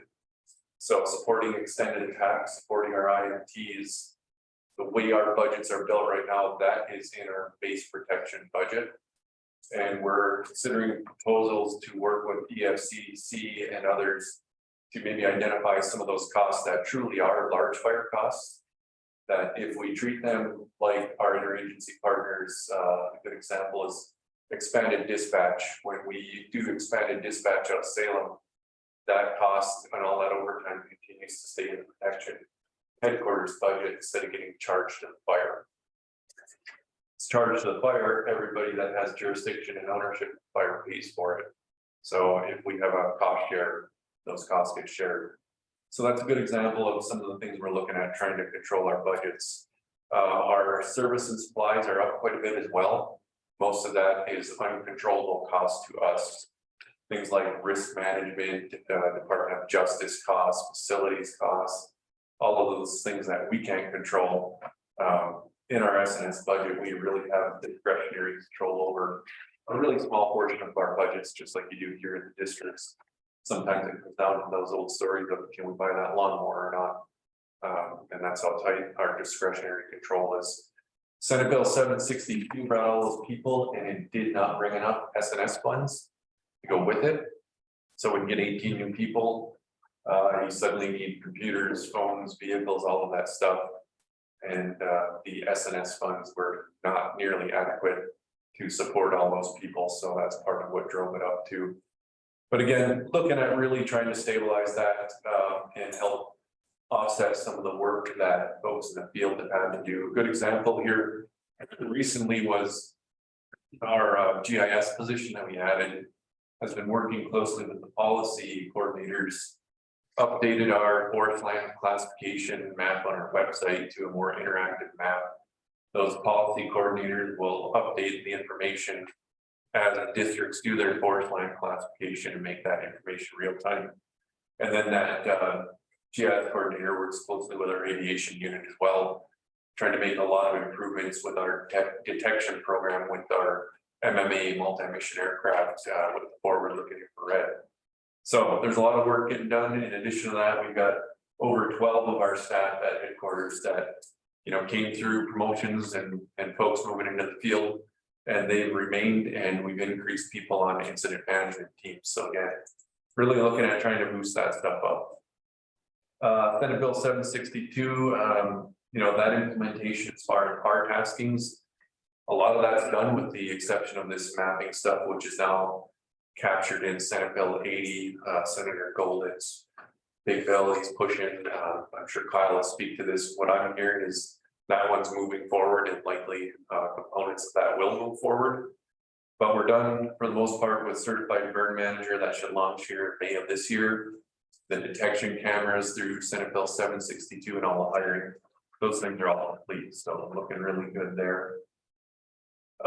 Some fairly significant news on catastrophic wildfire insurance policy. Every year we end up negotiating that with Lloyd's of London. That's going to be a 51-year-old policy this year. On paper, the state of Oregon is still ahead in payouts over premium costs, but due to recent claims from the 2021 fire season, the insurance industry increased the deductible as a result of that up to 75 million from 50. And then this year they proposed $80 million deductible. And by doing that, we're proposing keeping the premium at around 4 million. Same insurance policy of 25 million. And the state countered back and asked for the deductible to remain at 75 million. They countered again at 78.5. Given those terms and everything, EFCC and the state forester both recommended not purchasing the insurance policy, which, as you know, largely protects the general fund at this point in time. So that decision was made. This year we will not have an insurance policy. That might lead to the end of that relationship. It might change the relationship to something different in future years. We don't know yet. Too early to tell. There's money in the protection budget to help pay for that premium. Likely that'll end up getting reverted. I'm not sure what the legislature would do with the $2 million in the budget for that. Our incident management teams, we had our first in-person team training here a couple of weeks ago. Looking around the room, several of the staff were there. They're going to take part in those teams one way or another through the team rosters of the pools. We got 3 teams rostered, and that's looking good. Last year we deployed those teams 3 times, one in Washington and twice in state. That's a pretty nice number. Each team went out once. That's ideal. This time last year, we were sending multiple resources out to Texas, New Mexico, Arizona, and then eventually Alaska. Over 209 individual assignments last year to support people outside of the state in our shoulder season. And this year, just a handful. We've got some folks back east and in Alabama, places like that right now where they've been moderately busy, but by and large, pretty quiet. So we're not seeing that early shoulder season support. And then I'll close with, we're working on our master cooperative fire agreements with our federal partners. We've got 1 more year here left on our current master agreement, which goes in about a 5-year cycle, and updating our operating plan that goes with that, as well as we will be entering into basically the last year of the Western Oregon operating plan with the BLM. That'll expire June 30th of 2024. So we'll be working on that likely here very soon as well. But so far, everything seems to be fairly status quo. And then last thing we learned recently is that the National Association of Forest Owners signed an MOU with the U.S. Forest Service in a letter stating, trying to increase the use of local resources and landowner resources. So that seems like a pretty good step for us. We're still learning what all that means, but it looks like a step in the right direction. So with that, I will end my report unless there's any questions. All right, thank you, Ron. Next on the agenda is emergency fire calls. Stuff, are you covered? Yeah, I can just briefly in your, Lorna, is she covering that? I don't know if you. Lorna, are you covering this? No, I was gonna rely on Nancy's handouts, but if you have questions, I'm happy to take those back to her. And I can try to answer questions, but questions, comments, I can bring back to her. We have a handout that's in your board packets there. kind of recapping the membership. Of note, Steve Caparana's membership will expire on April 30th, and they're in an active solicitation to fill that vacancy. Looking at the estimated 2022 fire season calendar year estimated cost, the gross 35 million, that's about 17 million. Looking at the 21 firefighting expense insurance policy claim, after the structure changed from a $50 million to 75 million, the claim is estimated right now at 63.3 million.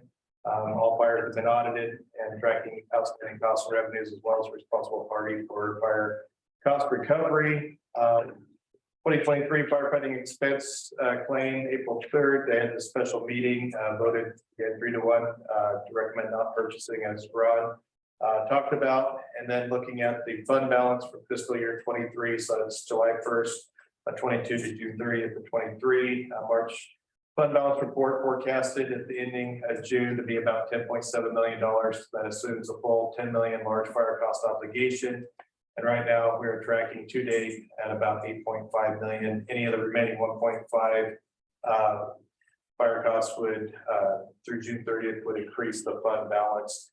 And so if there's a carryover with that, I believe it gives more opportunity for strategic investments if they so choose. So in the board packet, if you have any questions, you got Lorna or Ron or myself, and we'll try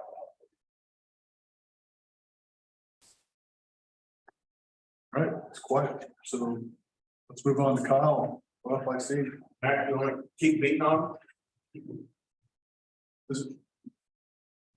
How long are you gonna?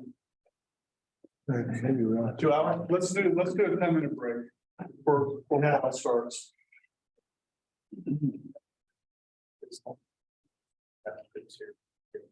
Okay.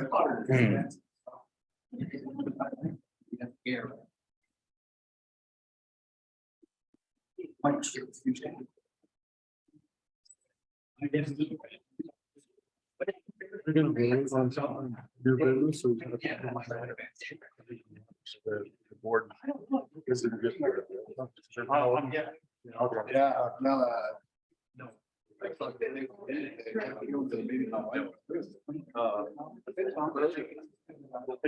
okay, now, let me just make sure that. Yeah. That's the way my life is. But I know you were good.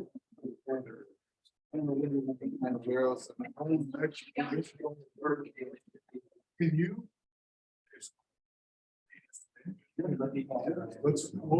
Let's do it that way.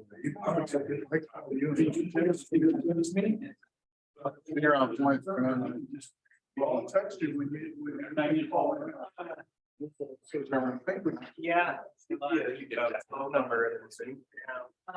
We talked about it. Let's see. Are you out? I'm at.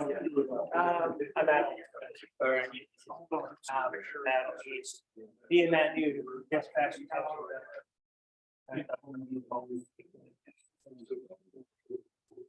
But I'm a district employee, regular jobs.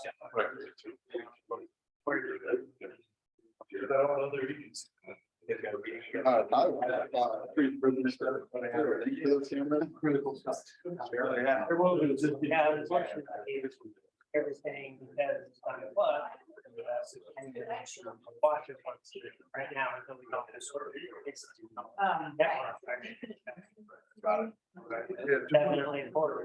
We did that. But yeah. Being often like that also. Okay. Yeah. Now, and we're putting.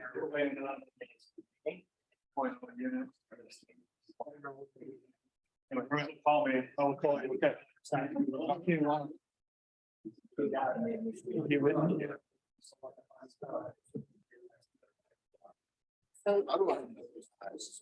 you gotta reread the rules.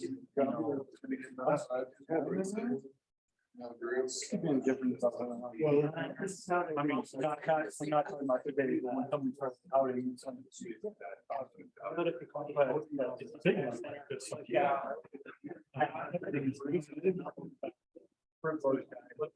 But he's fine.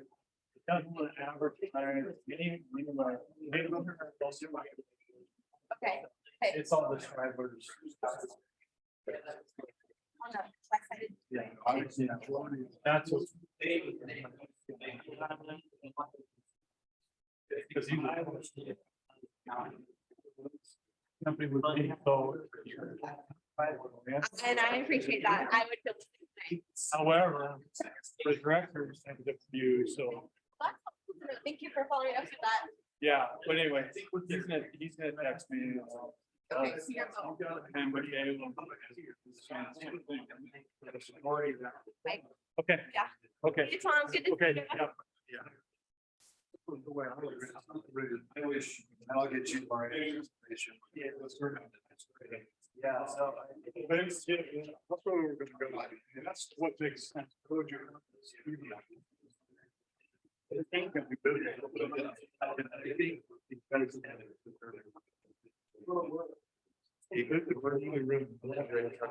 And so we have another.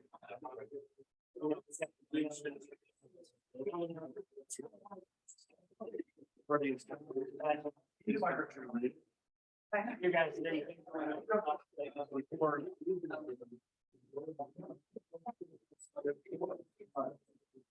Yeah.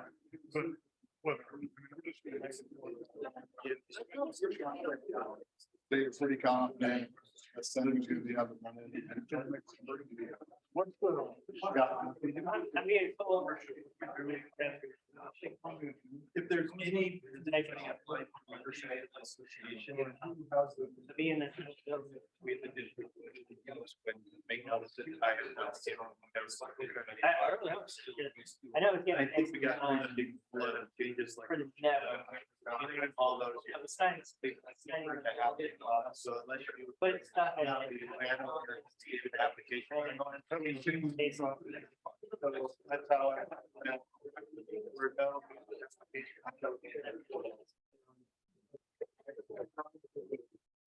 Then the elections, we're gonna do. We got our. Another meeting. Yep. That's that.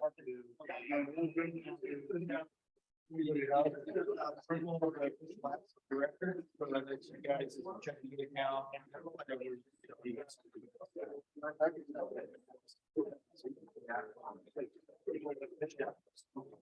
And goodly order. The other.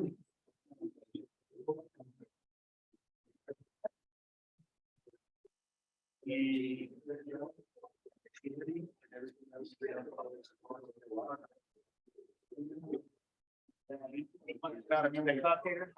10 years old. I think that. I'm not gonna. Actually. Get out.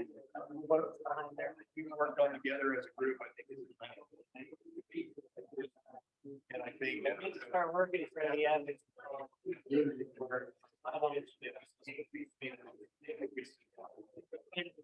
I wish, going forward, everybody's done something like this.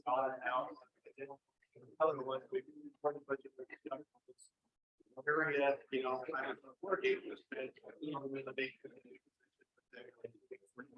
Trying to figure out what to do on the side. Where you see it.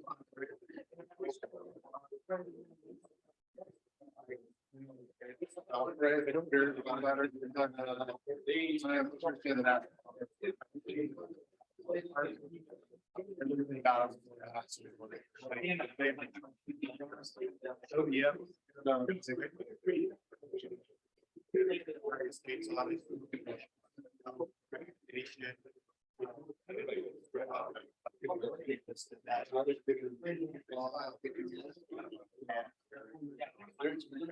Oh, yeah.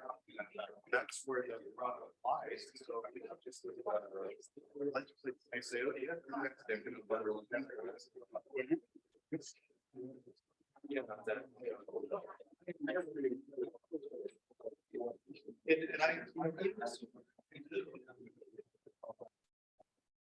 It's gonna go to the state. But it's amazing. All the other things haven't been happy, but they feel.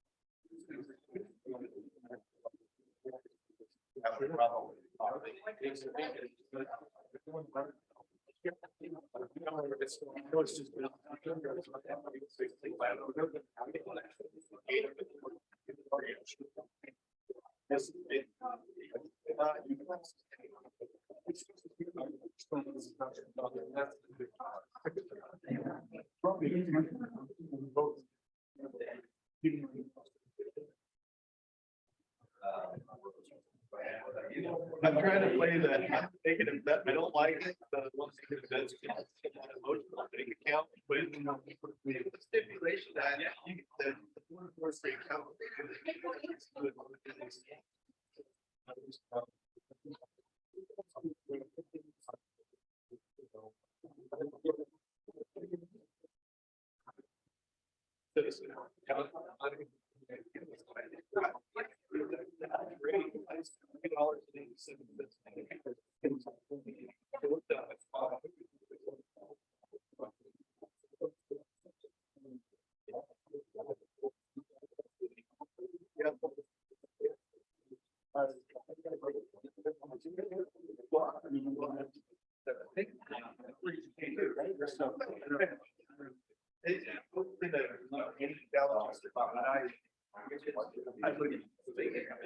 I don't get the budget.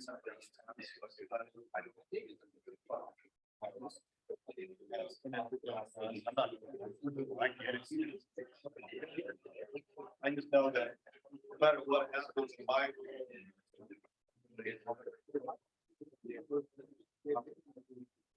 Well, I'm sure.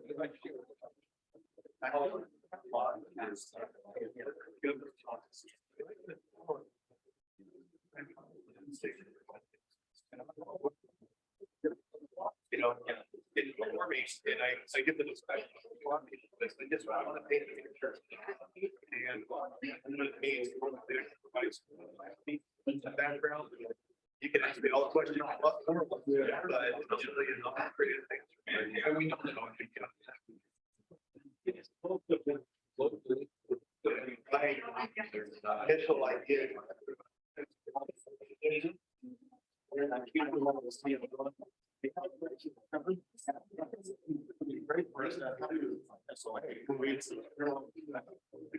But if I'm starting with the person, I'm not very.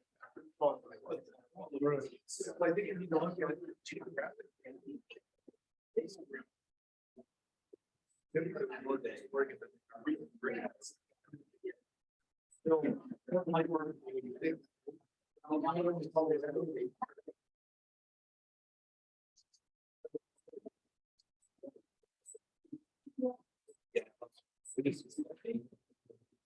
Yeah.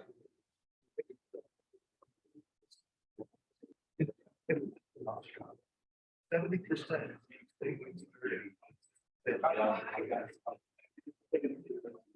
All right, well. I'm going to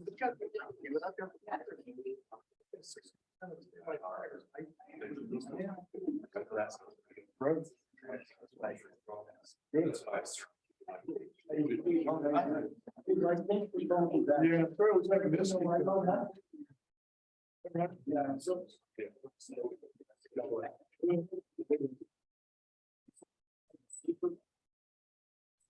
All right. Well, after the 2020 fire season, the Willamette Valley got the list. So we did the proposal before that, put in the 2019 season. We put in a proposal for this.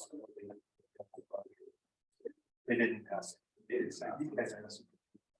Ready.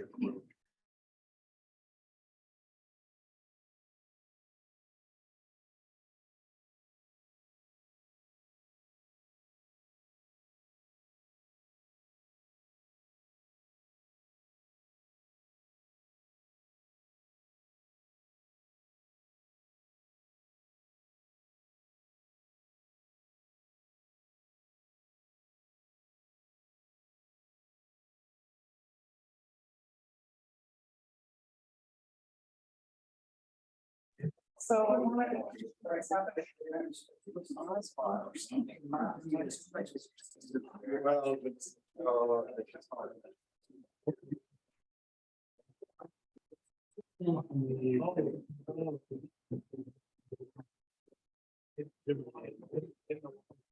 One time. Recognition. There are 2 days.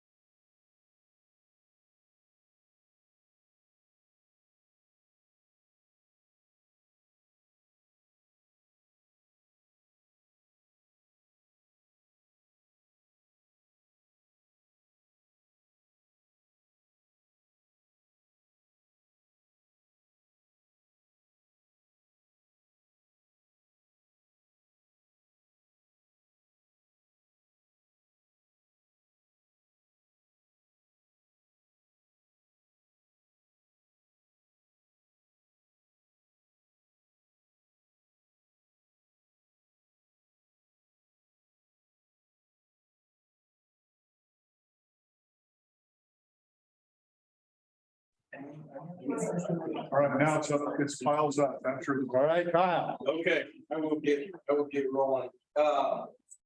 First thing I made a tactical error, obviously, because we lost a few people, right? But these membership lists are harking back way prior to my time. But COVID and everything else, they've sort of fallen apart, and this is kind of fun and also really depressing to look at how much change there's been. And so I would appreciate if folks could take a look at this and update. Even though just the quality information would be helpful, so I pass that around. Trying to keep those as resources, a lot of different reasons. We need to be able to communicate with the associations. I just wanted to give you back to, so helpful if you guys can get on that. So then keep moving here. So Kyle Williams again, working for the Industry Council.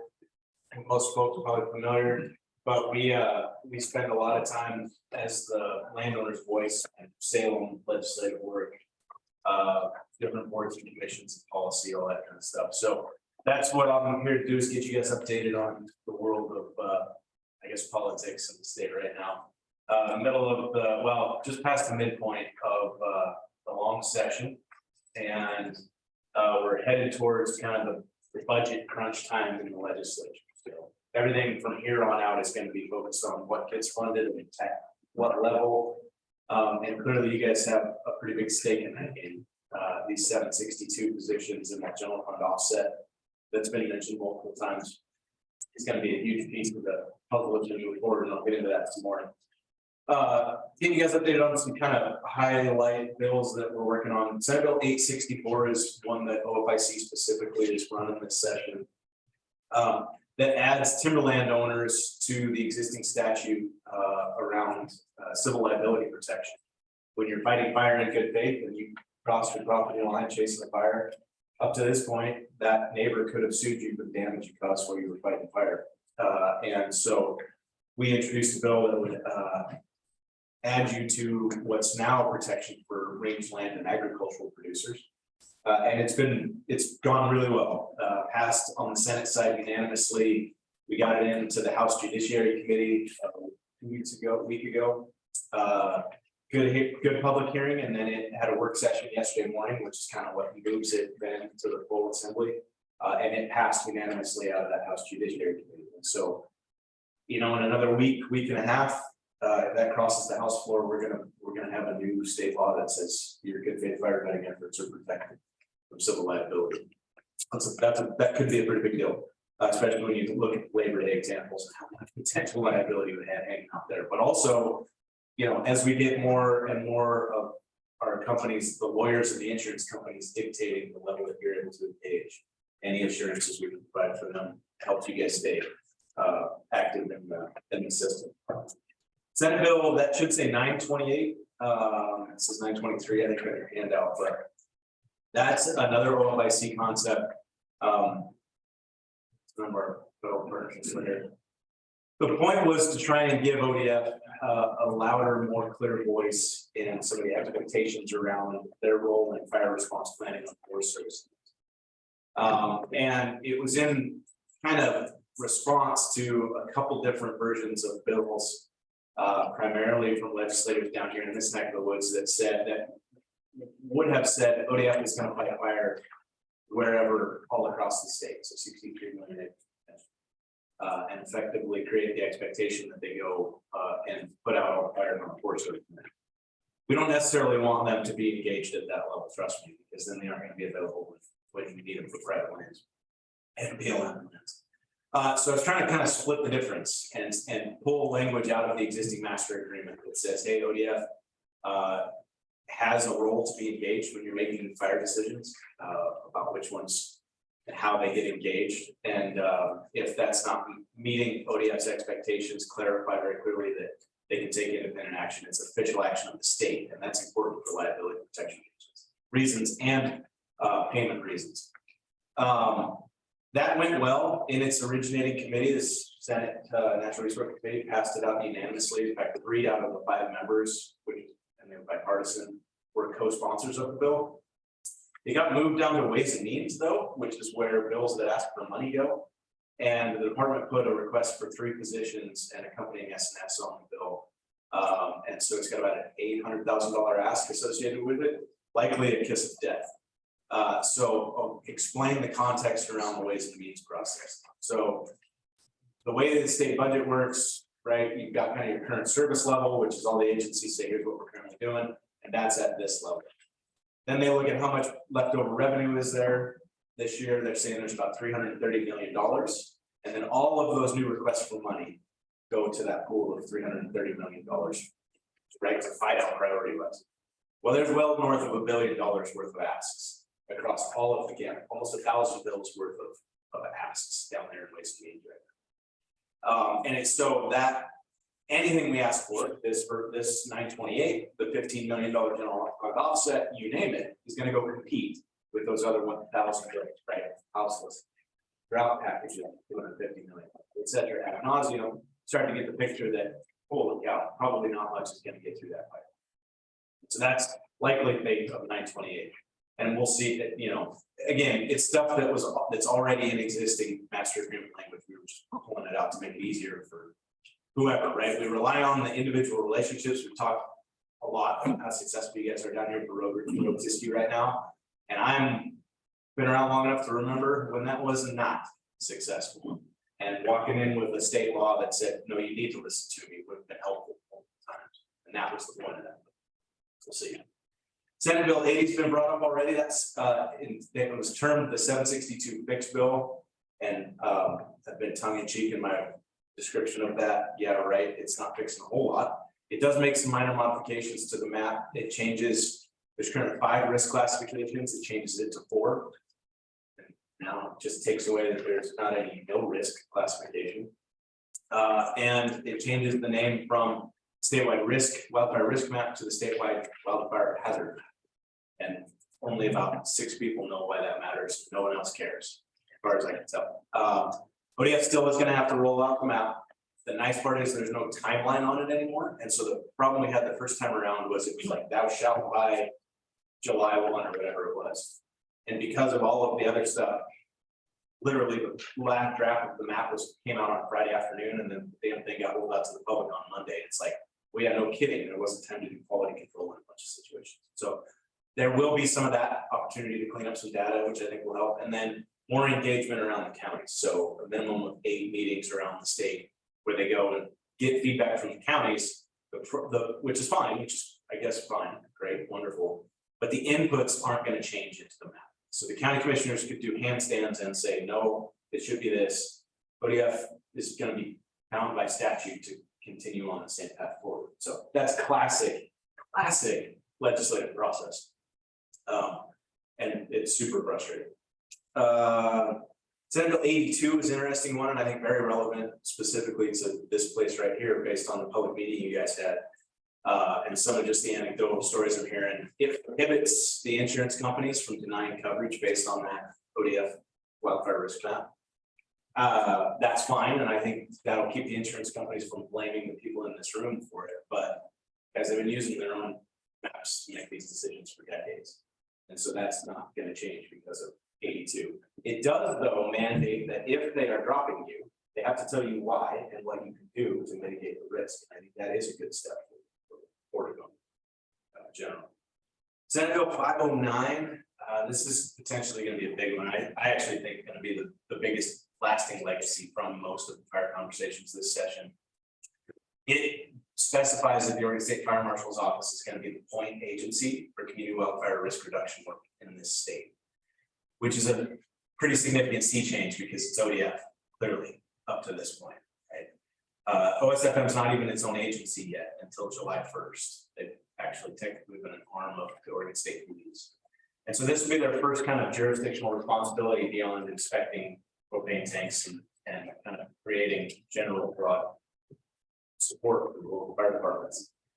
And it talks about how they're going to be the point for funding opportunities and the point for getting grants and all of this kind of stuff that blends and kind of overlaps with what ODF does now and does really well.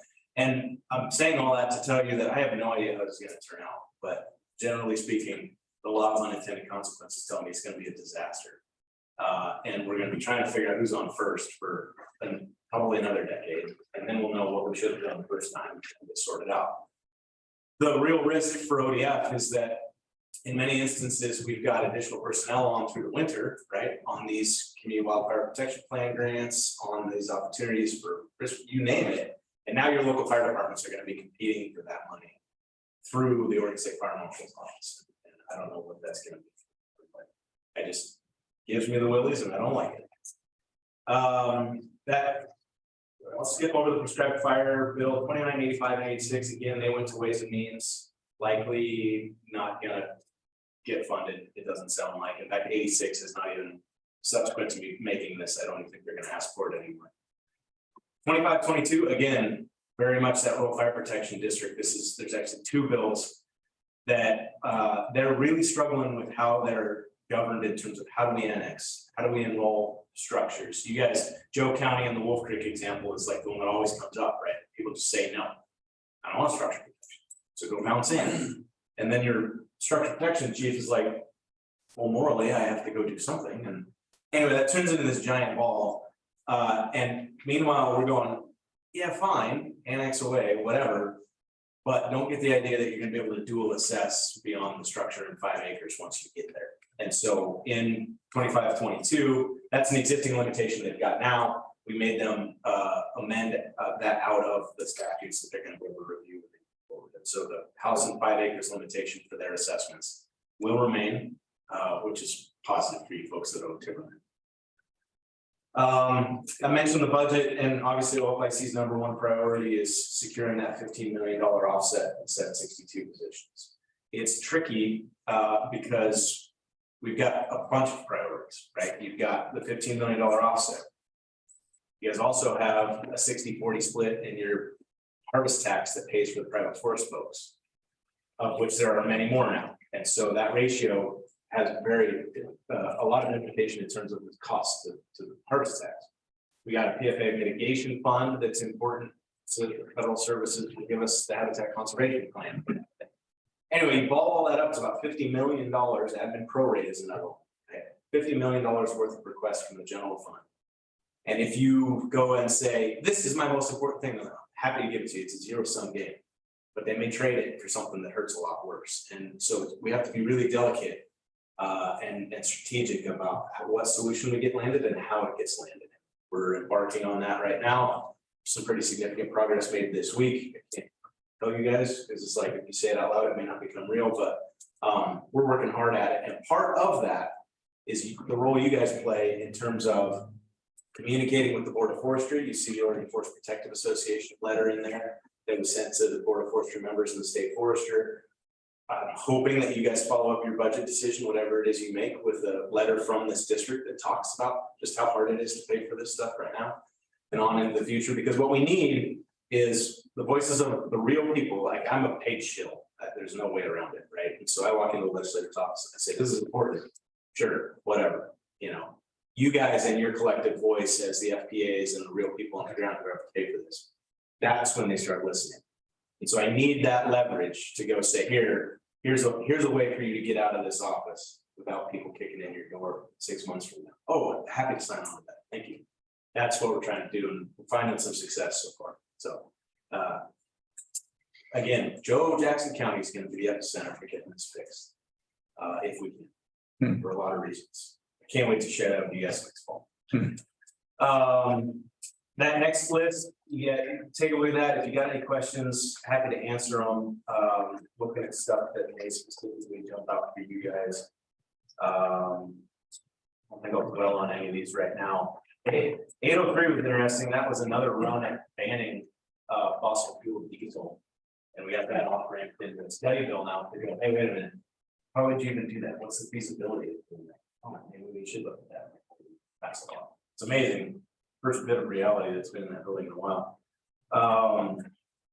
Yeah, it's it. Oh, last one. Speaking of ODFW, this one's interesting, and it would have been on Oregon Hunters Association's update. So that House Bill 3086 could be potentially really significant. Right now, ODFW commissioners are appointed based on congressional districts. And so very much political boundaries determine who gets to be on the ODFW. weirdly about the tasks that they have, right? Managing state's wildlife. Well, we got a new one added, right? There's 6 congressional districts, so by statute, we have to crack open how those get appointed. We're working in a coalition of a bunch of natural resource agencies, and we're up to 5 of the 9 tribes around the state that are trying to have a change so that they're appointed by watershed management basins now, which is there's another agency that does that the same way. It's almost perfectly geographically equal if you do it that way. And so we're making the pitch that that's a far better way to appoint these folks outside of a political process. You would not believe the environmentalist organizations hitting the ceiling about that concept, right? Because they control it. It's an I-5 centric majority, basically, on that commission, to the point where they won't even listen to the staff recommendations right now. It is very much political winds driven. And the point I'm dwelling on this one is we've done such a good job in getting the tribal folks to weigh in on it. 3 tribal presidents all testify to wanting this bill. Well, we got the Democrats so jammed up, usually it's listed whatever the environmentalists, right, they usually fund them. It's like, okay, we'll go over here. Well, when you got Oregon's tribes saying, no, this is a better way to go, they went, oh, well, we can't very well go over the top of them. And now it's turned into like one of the, there's always a bill or 2 that end up being hilarious at the end of the session, like they become a great big deal that you didn't see coming. This is going to be one of them. It's going to be a huge fight on the floor to see which version gets passed. And I think incredibly significant for the future, because if you can't change it for the next decade plus, you are going to have a very politically driven and left-leaning ODFW commission. That elections have consequences all the way down through that stuff. So last one for me, that BLM Westlake Protection Agreement that Ron had mentioned, right? It's expiring in a year from now, which means this next year, and I would imagine probably pretty soon, we're going to crack open negotiations. The landowners, I think, are the 3rd leg of the stool, BLM and ODF. And what I'm trying to do right now, working a lot with the federal delegation, is change the color of money BLM has available to pay for it. Right now, they have to pay for it out of the preparedness budget, which is not built big enough to take care of what ODF provides. Frankly, it doesn't take care of what BLM needs to provide. And so when they have to pay more than their model says for ODF's protection, they have to rob it from Nevada. Colorado ends up with not as many engines as they need, and that's a legitimate problem. So we've got, especially Representative Foyle right now, she's made this one of her top 2 priorities, is to change how this thing's budgeted for them so that it relieves the pressure on the monetary side. And you guys can get back to the business of what's the best operational conversation to have. And I think we're making progress. That's another one of those a little bit, okay, fine, we'll give you your money, but I've got this pot over here. But we're starting to, I think, make some genuine progress. We've got appropriations bill language in right now that is very helpful because it kind of keeps them at the table at least. And now we just need to get them the dollars that it takes to take it, so that one fire department, whatever square mile, it's the only thing that really makes sense. And then we can leverage the 2 agencies better. So that's it, unless there's questions. Hey Kyle, who sponsored the 509? That was Senator Gore. It was a committee bill that, so Senate Natural Resource Committee bill, but it's his idea. He really wants to be the guy that delivers the wildfire solution forward. This is my opinion, not in the room, but he just doesn't know what he's doing. And so he figured that OSFM ought to be the solution, carte blanche. The agency's engaged quite a bit, tried to say, hey, if you just did this, it would help. He didn't take all of that advice, and now we've got whatever that thing's gonna bring the second one. Hopefully the agencies can work together and sort it out once he's the ground. I think that's the best plan for Yeah. Right. Nothing else? Right. Next up. Keep Oregon Green, Kristen. Good morning, everybody. Chris Babs with Keep Oregon Green. I just wanted to start off with some fun news. How many of you in this room are on social media? In some form or another? Facebook, Instagram, Twitter. Yes, good. Yes. Okay. You're in Southern Oregon. We don't have. Okay, well, just so you know, there was, the official Smoky Bear account yesterday highlighted Oregon and therefore keep Oregon green through the Smoky plates. So he posted them yesterday on one of his social media accounts, and it went crazy. And it was really fun to see the comments of people saying, you know, Alabama needs these, New Mexico needs these, I'm moving to Oregon for these. So it was really fun to see that, and to see it overtake some of his other popular posts. When you scroll down and see the number and how crazy they went. So it was really good. So my packet is, my paper is in the back of the left-hand side of your packet there. You want to pull that out. Just right off the top, we can talk about statistics. 2022 was a very good year for a low number of human-caused wildfires and a very low number of acres burned started by people. When you think about the trend that we've been in for prolonged drought, and then the summer environmental conditions that the state faces every year, it was really exciting to see these low numbers. We still dive into them and try to figure out what's going on and how we can help. And debris burning, so is usually the top two that we flip back and forth between equipment use and debris burning. But I'm excited to say that ODF has invested, they received a $77,000 grant from federal government, and they're investing that in the setup in a subscription based kind of a baseline burn permit application. It was created by the Western Fire Chiefs Association, and ODF with that money will create a landing page that directs to the Western Fire Chiefs Association site. It's called publicfiresafety.com. If you want to see an example of this, you can go to the Sisters Camp Sherman site because they already subscribe to this service, but it'll essentially pay for the deployment, 2 years of service to all fire departments in the state and state agencies. And what it boils down to is you think about all of the layers of jurisdictions that go into burning a pile in your backyard and how confusing that is for the public. Who do I need to call to get the green light? Well, this app is a way to get you that either the green light or the red light. You're standing at your pile with your phone, you're ready to light the match. Is it a burn day or not? And so you're able to sift through, county information, ODF information. To the north, you've got Lane County with a separate regulatory agency that also controls the reburning. So, it tries to reduce that confusion. It takes the user through a checklist in order to get them to what they need to know. And what's great about it is that it's customizable, so we can add a 5-minute training video on how to do it safely, how to start it, stay with it, put it out right.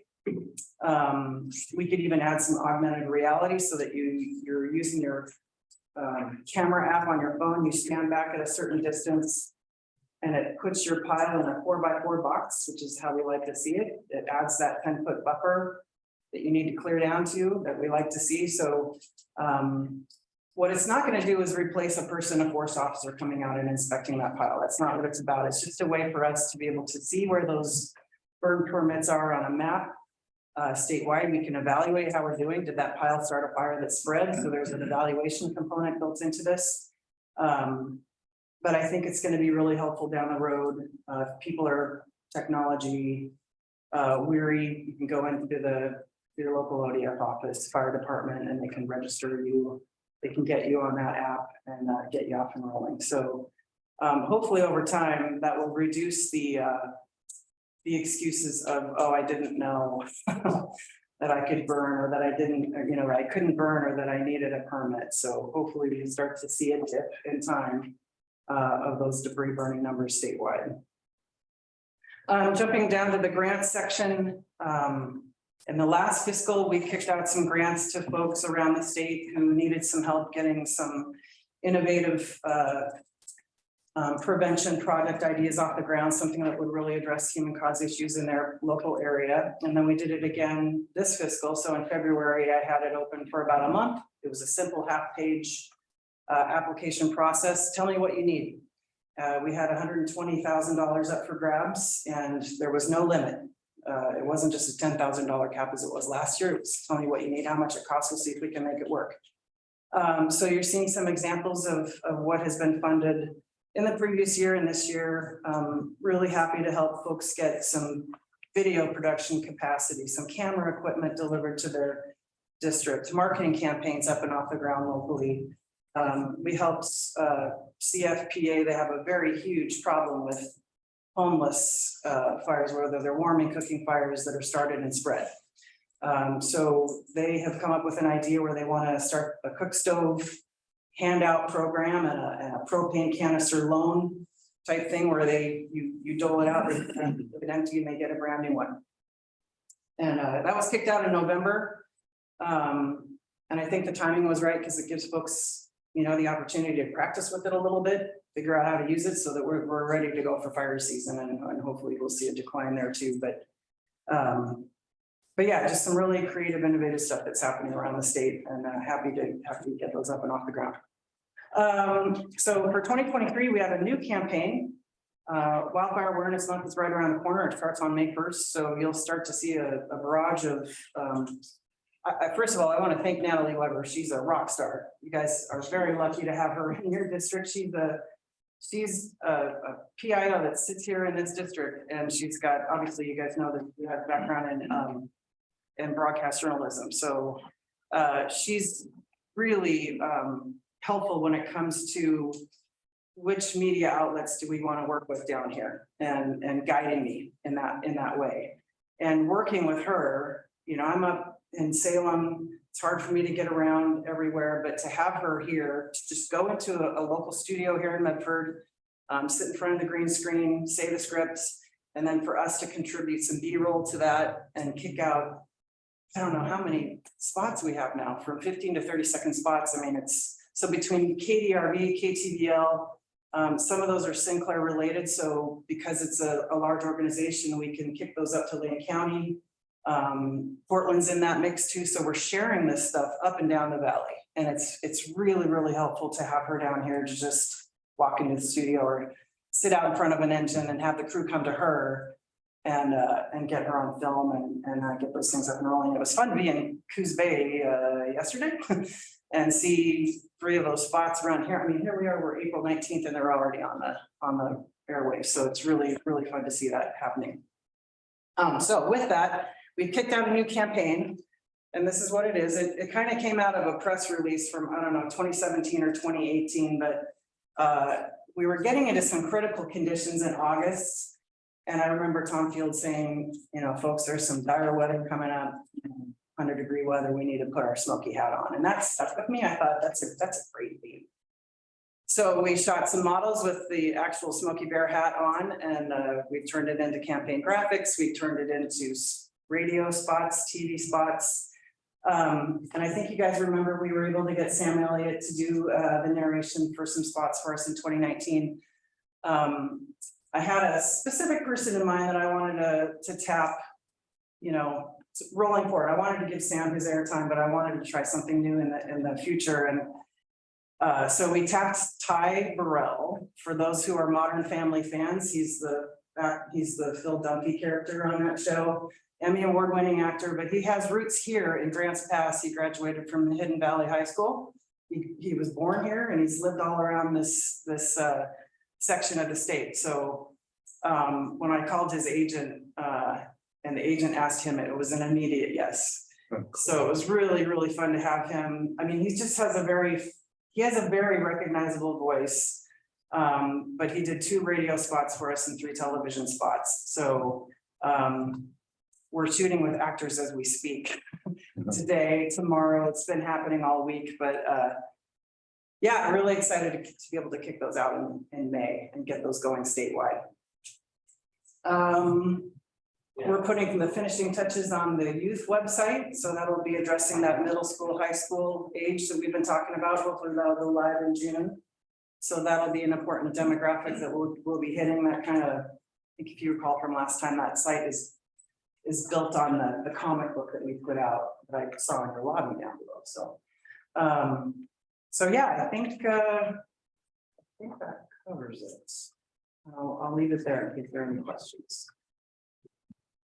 Chris, can I just say thank you? I have had so much fun working with you on all these PSAs, and we are super lucky to be able to do that down here, and have Chris so generously give us the funding to really do whatever we want.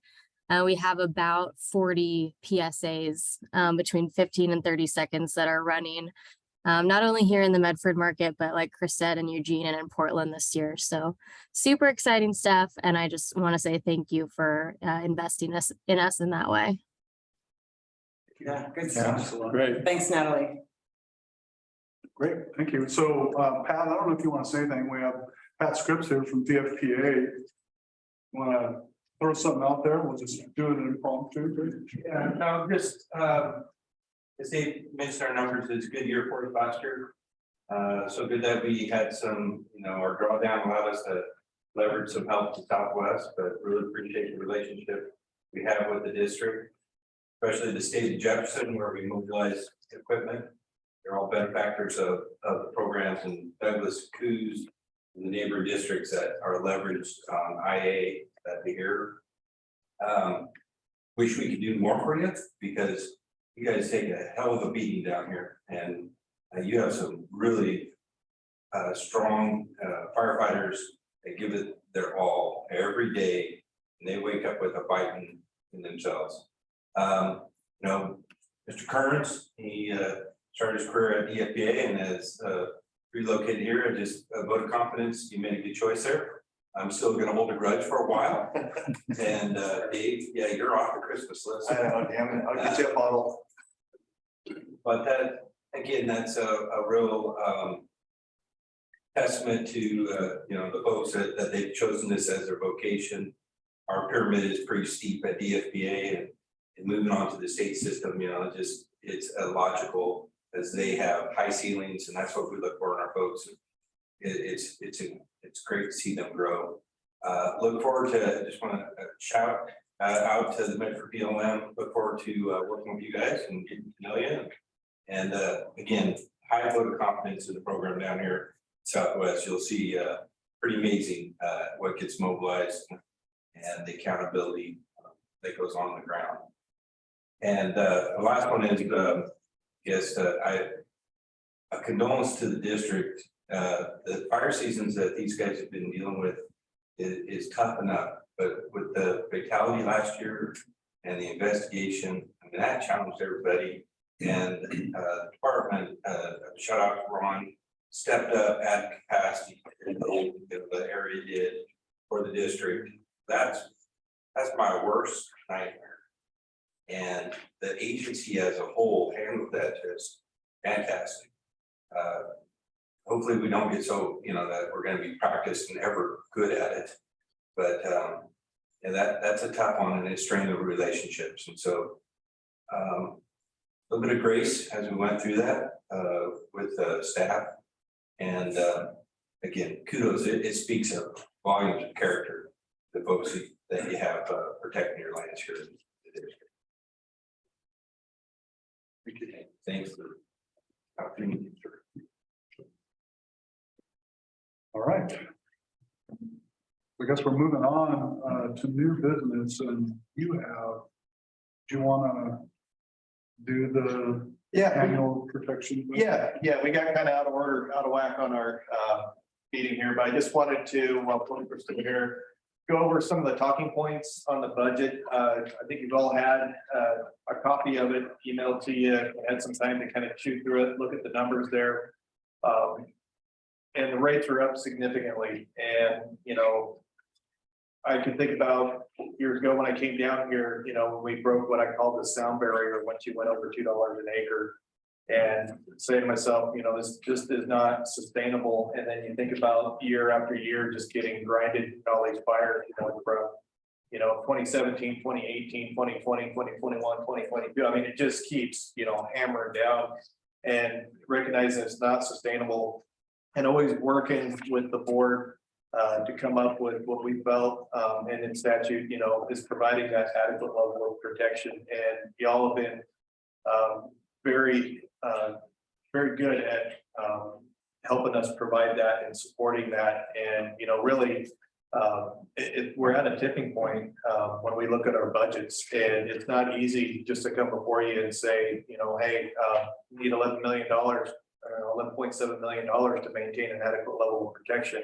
And this is how much it's gonna cost. And even with the 50-50 split, and Chris, I know that's a huge price tag, you know, and Dave Streeter's not here today, but you know, thinking about that public rate is double of what you see there. That's just huge. And doing our best to try to go through a budget with all that we're given, and the minimal things we're able to tweak, you know, at S&S. I mean, we saw what deferred maintenance did to this district for years. And, you know, I remember my first fall board meeting, I was raining outside and we had buckets all over the place. I'm like, oh, what the heck, you know? And so the investments that, you know, we made in our facilities to try to get up there. And so we've been constantly trying to dig out of a hole for a decade now. And just going through the talking points in your packet, and you look at the difference from year to year, and now we're up to $3.87 an acre proposed for timber, and $1.29 for grazing, and that is the private landowner rate,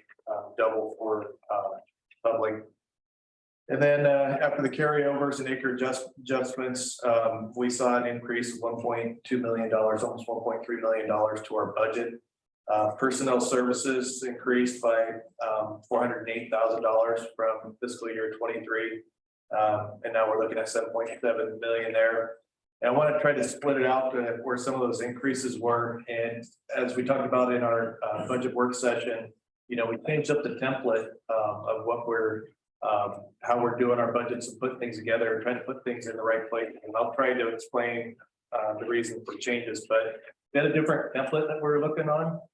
And I will say with, you know, because of Senate Bill 762, the capacity that we had up there in Salem at Tracy Rollison has been really good. Tracy comes from Central Oregon District, another very busy fire district, used to dealing with all the complexities there. And he came from that district, and now he's promoted and worked out of Salem. So he spent a lot of time working with the district and trying to answer some of the questions that I've had for years. It's like, you know, I feel like I could never get out of this hole, because for a long time we had these carryovers, and then we'd have a bad fire season. It would drop down, and we start to get it back up, and then it would drop even lower. And I just, you know, we were trying to right side that ship, and we ended up, I think last year was about a $1.3 million in the deficit coming into the fire season. It's just like, you know, trying to drill into the complexity of this budget and ask the question why. So we did a lot of forensic accounting with Tracy, and looked at that. And so I broke it down, services, supply, transfers, and there is an increase of $817,000 fiscal year 23, and that comes up to 3.9, almost $4 million of the budget is services, supply, and the transfers. Now S&S, you know, services and supply, that's $2.5 million, is up 9.9%. Fiscal year 23, and a lot of the primary driver for that is just inflation. Really, you know, we factored in a 4%, but I think all y'all are business folks and look at the bottom line, and you can see inflation is well over the 8 to 15%, depending on what you're trying to do. If you're trying to buy a vehicle, you know, it's crazy, not the way inflation's went. So then I went down and looked at the transfers, and so the area office up there in Roseburg, that's up. It's $125,000 is what comes out of your adequate level of protection budget, gets shifted up to Roseburg, there to the area office. So it's up 38%. A lot of that has to do with cost of living, that pays for my wages, exec support, TJ Ramos. And now we added a new position with the area training coordinator, Bob Arnsmeyer. And really that position is important. It's in the area for a reason, but it's incredibly important because that provides our quality control. When we look at these task books and everything's going on, they're providing the audits, working with the districts. And I've talked with the districts, and I've talked with Bob, and he is heavily engaged in helping folks, and folks feel they're getting added value out of that position. And it's allowing us to audit those task books and provide that quality control, and also the coordination of training. So we're not double duplicating. We're finding ways to make ourselves a little more streamlined. So we're not putting on 5 different IC, single resource IC classes. We're only putting on 1, and we can compile everybody into that one spot. So it's definitely paying some dividends there, and I feel good about that. I don't like the budget going up, but you know, if you ask me why did the area go up, it's at 38%, and that's a primary driver. You go over to Salem, and 10% of that budget is headquarters services, and it's up 107% from the previous. Ron explained a lot of the reasons why with the, not having a good carryover would be one factor, adding those new positions that have built the one-time offset that going away, a lot of primary drivers. But when folks asked, I heard the question posed to me is like, well, are you getting 107% worth out of these folks? I mean, what the heck? That's a lot. And I tell folks the straight up honest truth, and I say, yes, I believe so. And the reason why I believe that is because that shop now is, and really, you look at the other districts in 762, we're at where we should have been going into staffing wise, going into the 2000 fire season, in my opinion. You can look at all the charts, stats, everything you want, you can just see there's a huge trend line going up. And then we weren't prepared for those changes, and we suffered some serious consequences because of that. 2015, we had a Secretary of State's audit, and the audit came through and said, you're burning your people out and you're killing them. I mean, this isn't sustainable. ODF, pull your head out of your butt. So that was the first shot across the bow, like, well, yeah, we know, but we can't get funded. And so then we moved through, and because we had $500 million in recoveries out there with FEMA, Forest Service billings, everything else, we didn't have the capacity. Even this district, when I got here, didn't have the capacity. We were averaging $30 million a year worth of business, and we only had a staff of financial people of 3, sometimes 2.5, and trying to keep up on that. And so that put us behind. So we ended up being quite a ways behind in the rears. And then there was an article come out in the Oregonian that said failed forestry, and immediately ODF was put under the microscope on that, and got a lot of legislators and got a lot of folks involved. The MGO recommendations came out of that, changed a lot of things up. And we had to step forward and step up to the plate, because I think our agency was at risk there of going insolvent and not being ODF and providing fire protection. That's really what was on risk there. So we get that going forward. And then also, you all probably don't remember, but we had the COVID essential pay, where they decided that if you're an essential employee and you work here during COVID, you got extra money. Well, guess where that money came from? It came out of our budgets. It was an unfunded mandate that we had to pay for. It's a lot of reason why that got dropped down. So now that we're staffed up adequately, and probably need more, believe it or not, up there at Salem, but now we're staffed up. I do have expectations that we will see things improve. I mean, we're still working on the 2017 Chetco bar, trying to get some reimbursement. So by the time, I can't control how fast the feds go, but we can control as a state agency how fast we can go. And when it takes us 3 years to get the billings and everything all ready to go, then we hand it to the feds, then another 2-year clock starts before we start seeing money. That's just a bad way to do business. We got to be upfront, getting those things in, start the clock earlier, and get that money coming back to the state and back to the landowners. So those are things that I'm watching to see if it's worth investment. The other one is cost collections and recoveries. A lot of recoveries out there. And I said earlier that our investigation program, just wasn't keeping up with all the, it kept up fine 20, 30 years ago, but it's a different animal out there now. And Pat can attest to how complicated and complex it can be when you're dealing with the 2020 fire season in Archie Creek and all the time commitment that takes in that. So we really had to beat things up, but everything comes at a cost and at a price. So that's a lot of the increases there. The EFC, our deductibles and everything remain the same, but there was no changes there. And KOG has remained flat for quite a few years. That's at 1 penny an acre that we pay on the assessment to KOG. And as you heard Chris talk in her presentation, we've got a pretty high return on that investment. Especially I think it was $30,000, I think is what came back with all the ads and everything. That's just a one station. That doesn't include the other. Yeah. 2 or 3 down here. So I would say we probably benefit, if not 3, maybe 4 times the amount of that investment. So those things are good. And then you look at the capital outlay, and that was just moving some things around. It used to be put up in our SNS, and we've actually put an engine bill into the proper line item in the budget there. So that's why you see the capital outlay increase 60,000. We moved it from SNS and dropped it into capital outlay. Again, going over some of the reasons for the change. Personnel costs again increased $408,000. We had permanent step increases and seasonal month right sizing from Senate Bill 762. We used to budget our seasonals entry levels at like step 1 coming in, but there's this thing called pay equity out there. And so we do a study to see based on their experience where they fit. So we just don't bring a person in at step 1. We might bring them in at a 3, or they might get top step at 8 or wherever. So we budgeted at a 3. So that definitely increased that there. Overtime and special pay increases, the longer fire season, and then looking at based on the 5-year average, what we're really paying for overtime, that increased to 134,000. But I'm hopeful over time with those additional swing shift engines that we put on, that we'll see that number decrease. Other personnel expenses had a decrease of 84,000. Our COLAs went up 45. Our SNS transfers increased again 817,000, and that includes everything that goes up in the area, Salem, the EFC, all that is rolled into there. Motor pool, we saw increases to that primarily due to inflation. The area of fire management, I talked about that. Capital outlay increased 60,000, and really that just moving it from SNS over into capital improvements. So that's why, but to be fully transparent, it shows an increase in that budget line.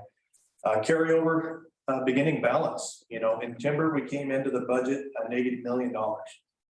Grazing, we looked a lot better there. We had a positive of 674,000.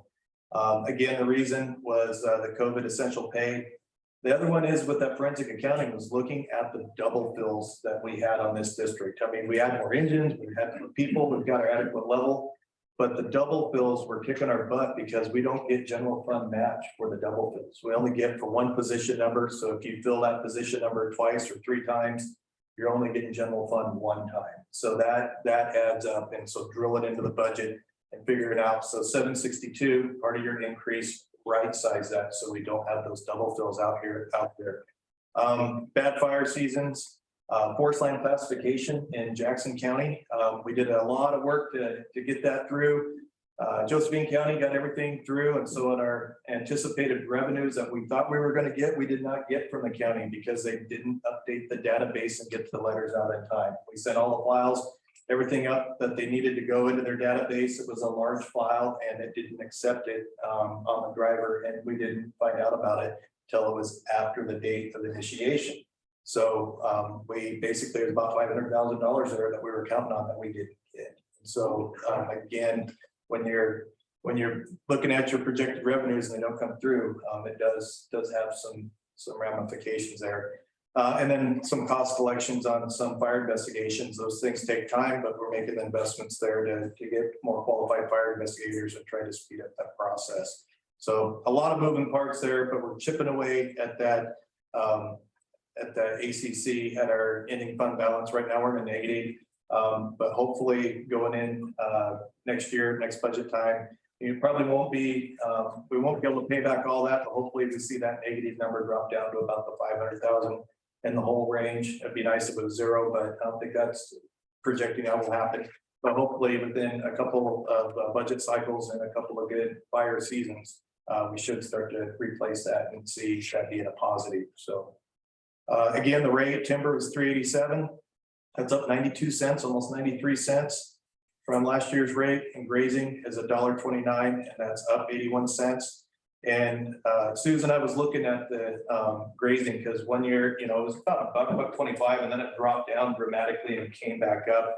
A lot of that was carryover, and a lot of that was the revenues. We thought there was going to be less revenues out of grazing because of the forest land classification, and that never hit. So that actually dumped more money into or wasn't as many acres as that. So the bigger peaks and valleys there with that. For proposed projects, we're going to continue general facility upkeep and repairs. This includes our utilities, 130,000, and then invest 45,000 into Bokia, and that gets that up to 175,000. The nice thing about that is it's going to assure the general fund match. So it's really keeping things flat compared to the previous year's SNS. We have no major projects planned this time. I don't believe we're buying any lawnmowers, so we'll try to save some money there.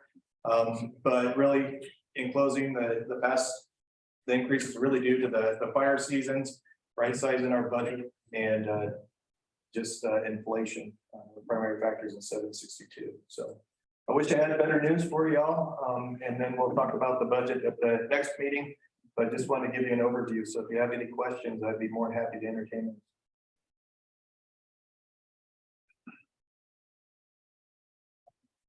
Silence is acceptance.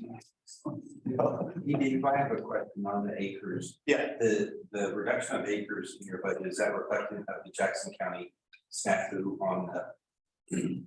no, the reduction of acres is the BIA very minimal amount of 2,000 acres, and that was a Salem thing. Which page you looking at there? Is that the shift? Or is it you're anticipating the shift? Anticipating the shift. Yes, December. Yeah, okay. That is correct. Hey, Dave, on your deficit, what percentage are you guys anticipating recovering from, like, the Fed or whatever investigation? Versus not, do you guys have a percentage there that you know you can recover? Oh, shoot. That's a great question, and it'd probably be more for Salem, but I would say recoveries were probably about 30%. Because you gotta first have a, they gotta move local malicious or negligent, and you gotta figure out who did it. So, but out of that, what could be recovered versus what's not recoverable? I'd have to, been a while since I looked at the books specifically for Southwest Oregon District, but there, at any given time, there's probably close to about $1 million out there that can be recovered at any given time. Thank you. Anything else? Right. We're gonna bypass what's next and do that in the next meeting in the election of directors and advisors. And we'll go to, well, actually membership. There are no new applications for membership that I'm aware of. So I guess we'll just move on from there. I have not received any, so. Elections of directors and advisors we'll do next time around, and then really, I guess the next thing to do is to approve the official acts of the directors for this year, for the last year. So I guess, do we need to make a motion on that, I guess? Yeah. So I'll make a motion to approve the official acts of the directors for last year, and I'll need a second. Someone. Yeah, I could second that. On the agenda, it says 2021, so change that to 2022. I'll second that motion. Good. All right. So if there's nothing else, anybody have anything else? It's quiet. All right. I guess for the good of the order, we'll call this meeting adjourned and get ready for the next one. For the next one. Sure, yeah. Yep. Thank you.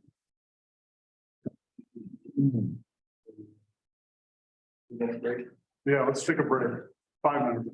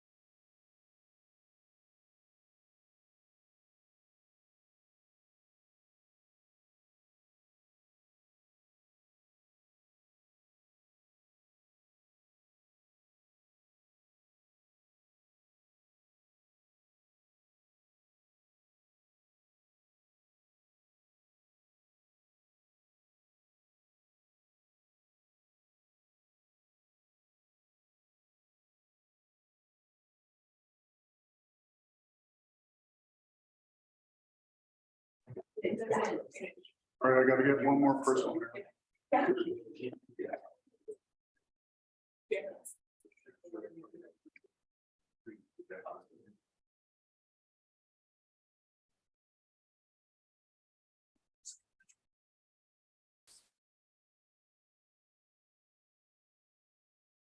Okay, so I'm gonna forego the text and we're gonna get going, so I'll put the speaker on, okay?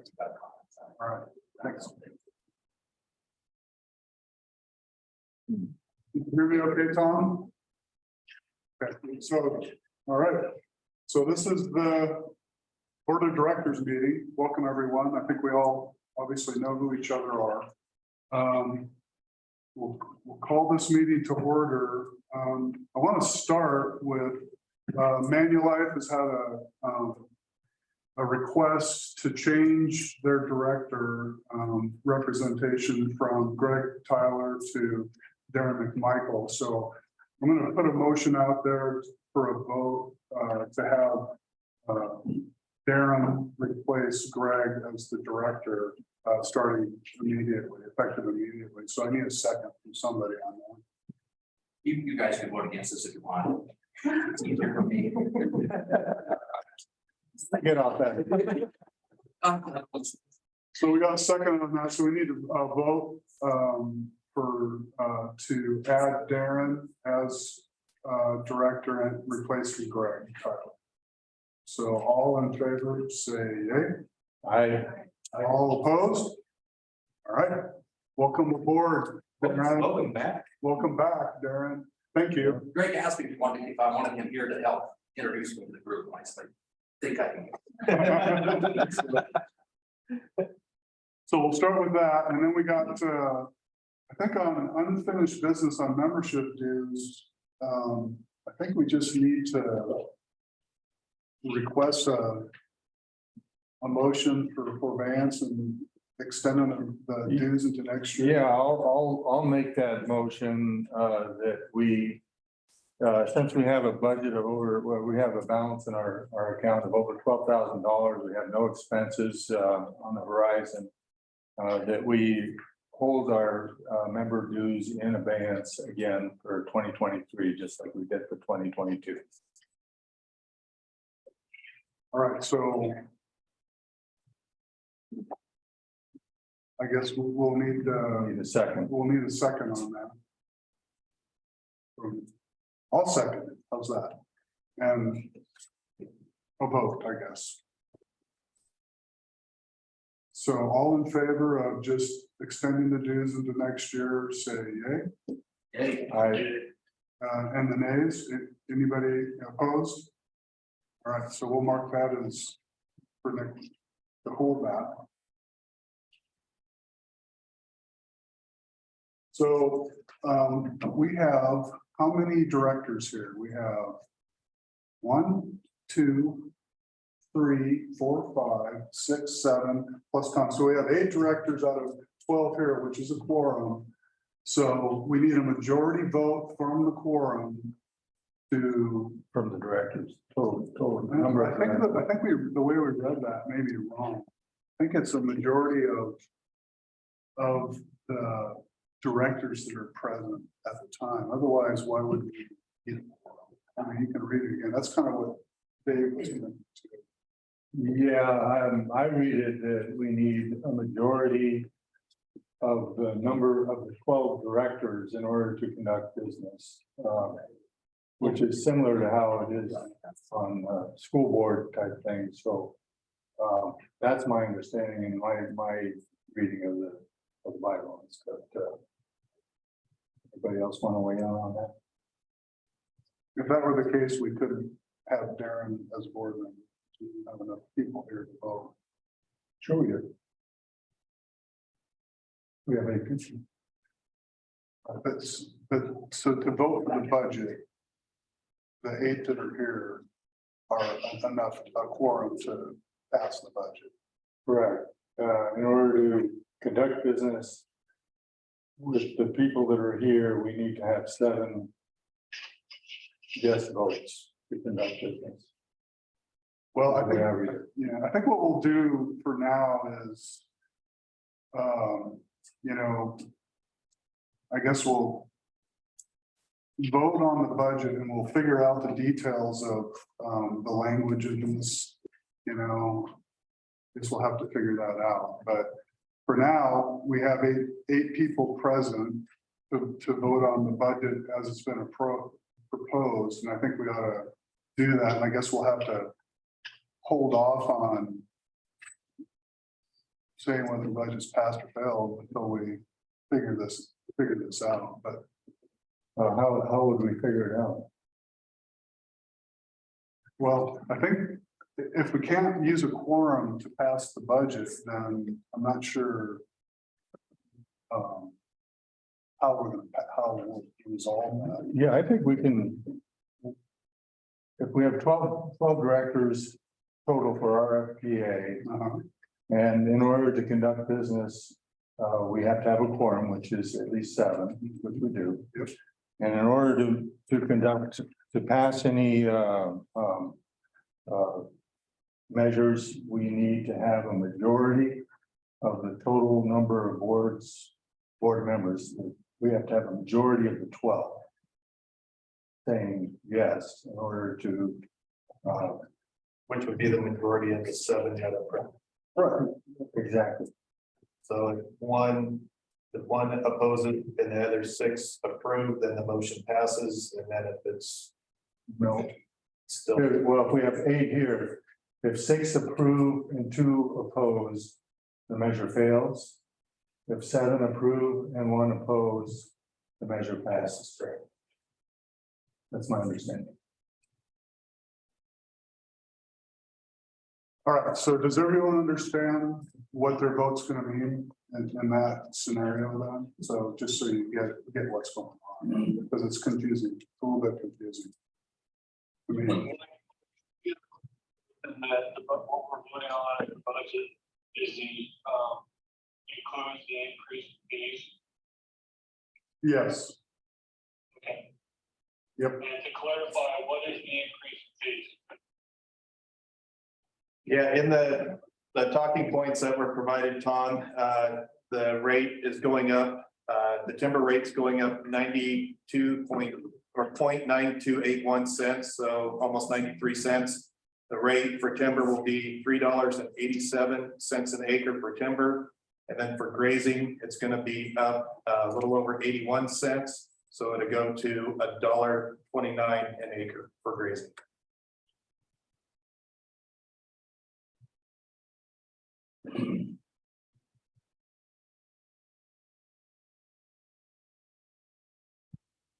you get that, Tom? Yes, thank you. Okay.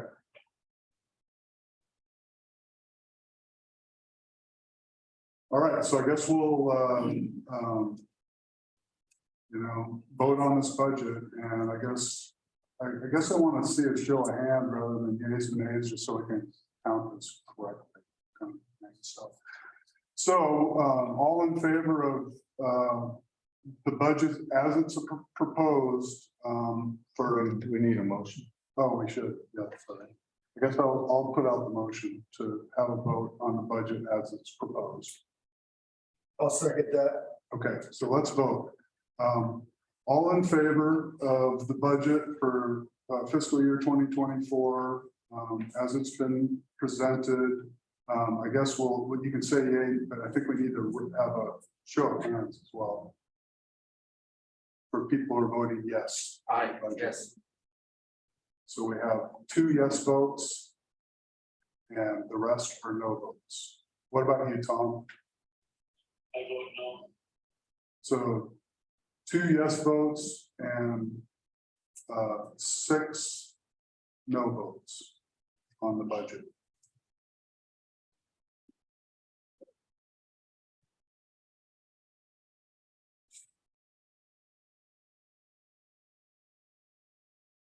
So with that, I mean, I haven't been in a place where this has happened before, so with that, I'll say that the board is voting no on the budget as it's proposed at this time. Tom, do you want to hang around here? Okay.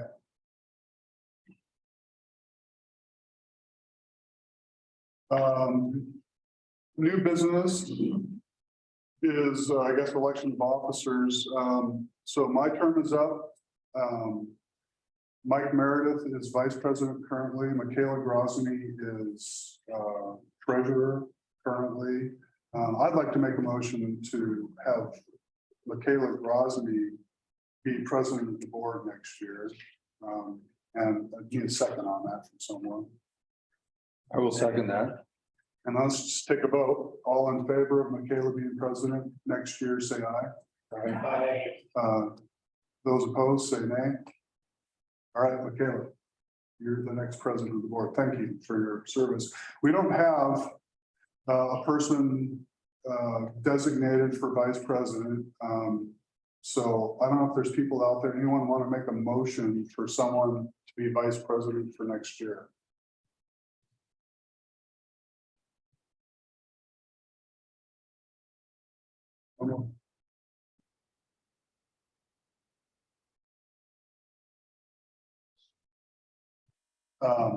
Let's move on. Let's go to treasurer. I'm going to make a motion for Mike Meredith to be treasurer next year. Can I get a second? Second. All right, let's vote. All in favor of Mike Meredith being treasurer? Opposed? All right, thank you, Mike. Official treasurer. So for vice president, someone needs to make a motion for someone. No one wants to do it. Whitney, does Whitney want to do it? Whitney doesn't, but I'd like to make the motion for Darren Michael, you guys. Second. It's fun training. Railroad. Will you do it, Darren, or not? Well, I can. It's, I mean, Greg did it here just a couple years ago, didn't he, for Yeah. starting with Emmanuel? And we want to be actively involved. I just want to make sure everybody has an opportunity to play that role too. Yeah, well, if you want to be actually involved and everyone's mouth is shut, then welcome to the vice presidency. You'll make a good vice president. So let's, I'll give it a shot. okay. All right, so let's take a vote. All in favor of Darren McMichael as vice president next year, say aye. Aye. Opposed? All right, thank you. I see. Thank you, Darren. Thank you, Darren, very much for Thank that. I appreciate it. Welcome back. Yeah. All right. So I guess, again, we need to do make a motion for approval of the official acts of the officers for the last year. I guess I need I'll make a motion that we approve that. I need a second. Thank you, Tom. And I guess we need to vote on that. All approving that? All right. All, anyone opposed? Summer field tour, I don't know. Yeah, we got some time to work on this. We can have some communication. Last year, you guys do anything for last year? Yeah. Good. Yeah, so we've got a little bit of time to work on it, but if y'all, I would encourage having a summer tour and getting folks together. I think it's a good time. Hopefully the weather be a lot better for us and we'll be able to get up and see something. But if you have any ideas or anything particular that you would like to look at, I know we're gonna have hopefully new dispatch center over there in Medford, so we can start the tour out over at the Medford office and go look at the facility there to start with, and then get out in the field. I need to get out in the trees a little bit, so we'll come up, maybe look at an old fire star or something out there. So but we got a little bit of time to plan on Okay, that. we'll work on that. And probably last week in June, first part of July, where things get busy, somewhere in that time frame, so we can send out a doodle pool or something. Okay. And work with the board to figure out what you guys want to do. All right, old business. Anything from anybody, anywhere? All right, I guess if no one has anything else, we'll, for the good of the order, we'll call the meeting adjourned. Pat? Thank you, Mike.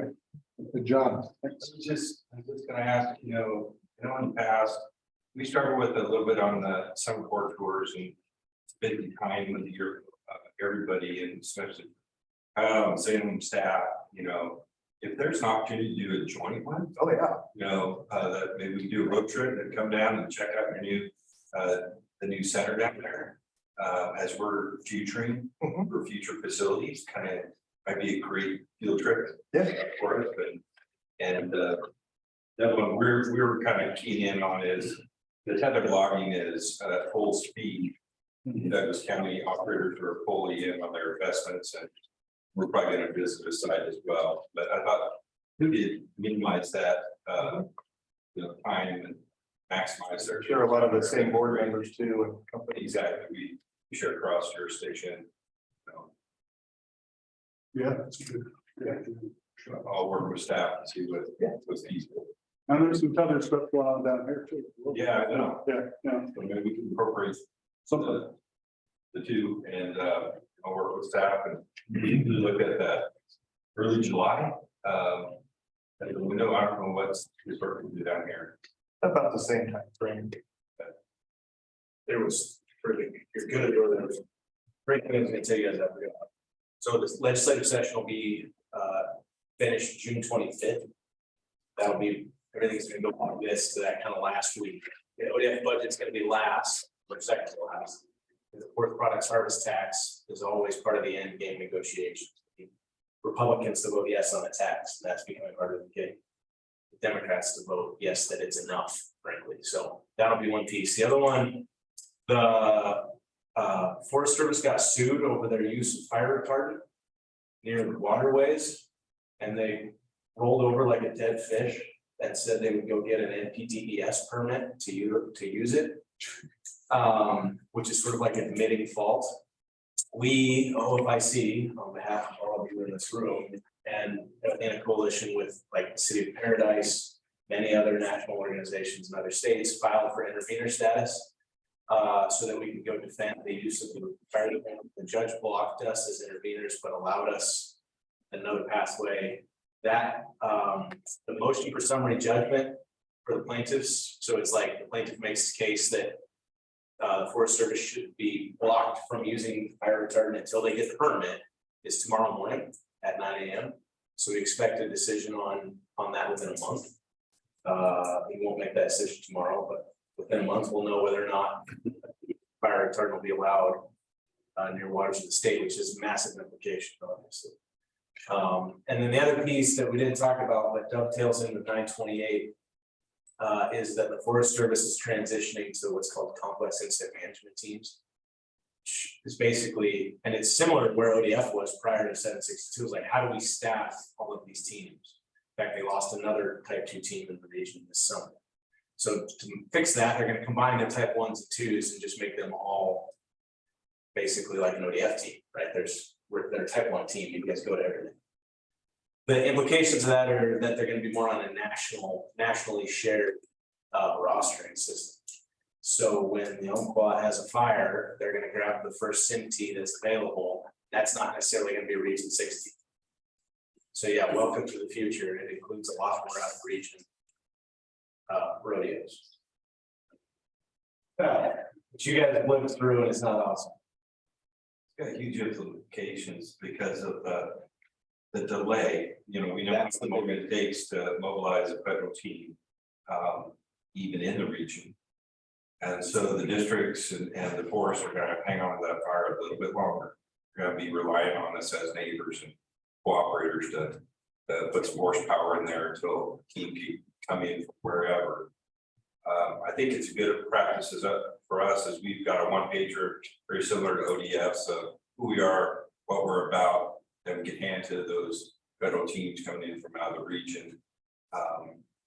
It'll need some new adjustments on where legislation goes, but it's going to hurt to it's sort of like charity. It never is truly charity till it impacts you at home, and that's kind of how I'm viewing staffing the teams. The drawdown. This will be my first year back with the team as a district manager, filling some capacity for them, and that is just we need to staff our teams, and Southwest does a great job. And we're looking at our drawdown plan again. So that may be a change, and we don't want to affect it locally, but we've got to keep those teams as full as we can and keep feeding those large fire efforts by the state. Because financially, it's a lose-lose. We get those outreach teams in for sure. There's tremendous cost. And I had a question, Kyle, and Ron too, and that is, you know, we hear rumblings that Forest Service is going to a portal to portal. Oof, that's the first time I've heard that. And Ron's the expert in this. so I don't know where that is locked in. But that means, but their portal is different than I think on OSFA. in terms of their days off, I have heard that calculated. So now they're gonna have 7 days off between roles. And that's It's an amendment. yeah, But yes. But it's 16 on a fire, then everything off the line would be half time. Plus the hazard, so you know, there's a substantial increase when federal resources are deployed. That was shared at a federal training recently. I don't know, I have not seen that locked in. No, there's a proposal signed by the two secretaries, Secretary of Interior, Secretary of Agriculture, and the Federal Director of Office of Personnel Management with all of these compensation changes in it. Everything from this not portal to portal kind of thing, like Pat said, where there's a different pay for off hours, there's a little maybe change to the duty day, you know, the 16 and 8. There's some other provisions to compensate more on a sliding scale incident pay. So the lower GS level you are, the higher percentage compensation increase you get while on incident. And what else did I see in there? Oh, there's potentially some like standby on call type pay or that while you're asleep, it wasn't necessarily clear. A lot of things, and then there's some discretionary language around days off after incidents. Anything off the district off hours. But that's a proposal, and I don't know, you know, where it's going or. Yeah, would they know that the next? I don't know, yeah, I don't know. I don't know if that's already been introduced or they were supporting it. We just got a hold of it here just this week, so. And that CMT transition in Region 6 isn't gonna happen until next summer. It's like 24 is the official implementation date, yeah. But Region 5 is already doing it. The Northern Rockies. There's been a couple that did some pilots already. Anyway, that the world's gonna change.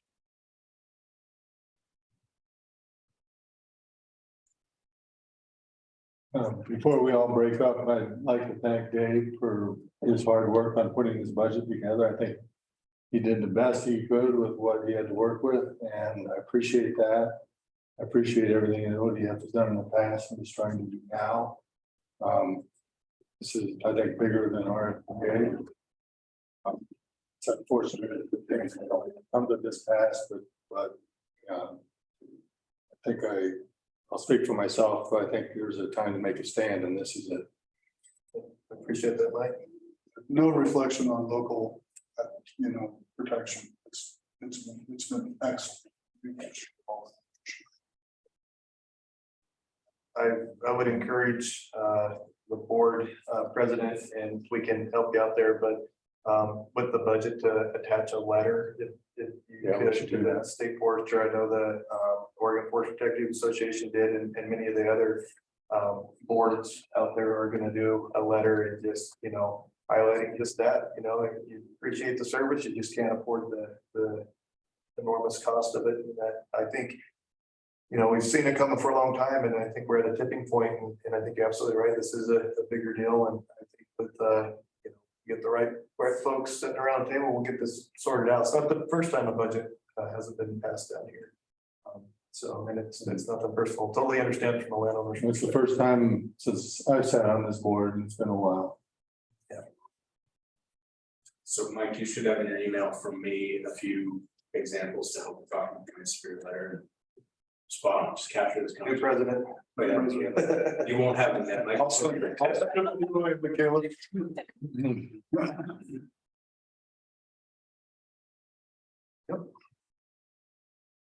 See how it all shakes out at the end of the day. It does go from here, goes to the Board of Forestry for the final approval. So even though it was voted no, and there's still a potential like the Board of Forestry could sign on, it was still pass those on, but it does. So I appreciate you all patience and grace and all this and not shooting me when I'm telling you how much it's gonna cost. But I know. Today's not. But that's gonna hold a grudge on me for a long time. Excellent. Thank you all very much. Thank you. Ready to be.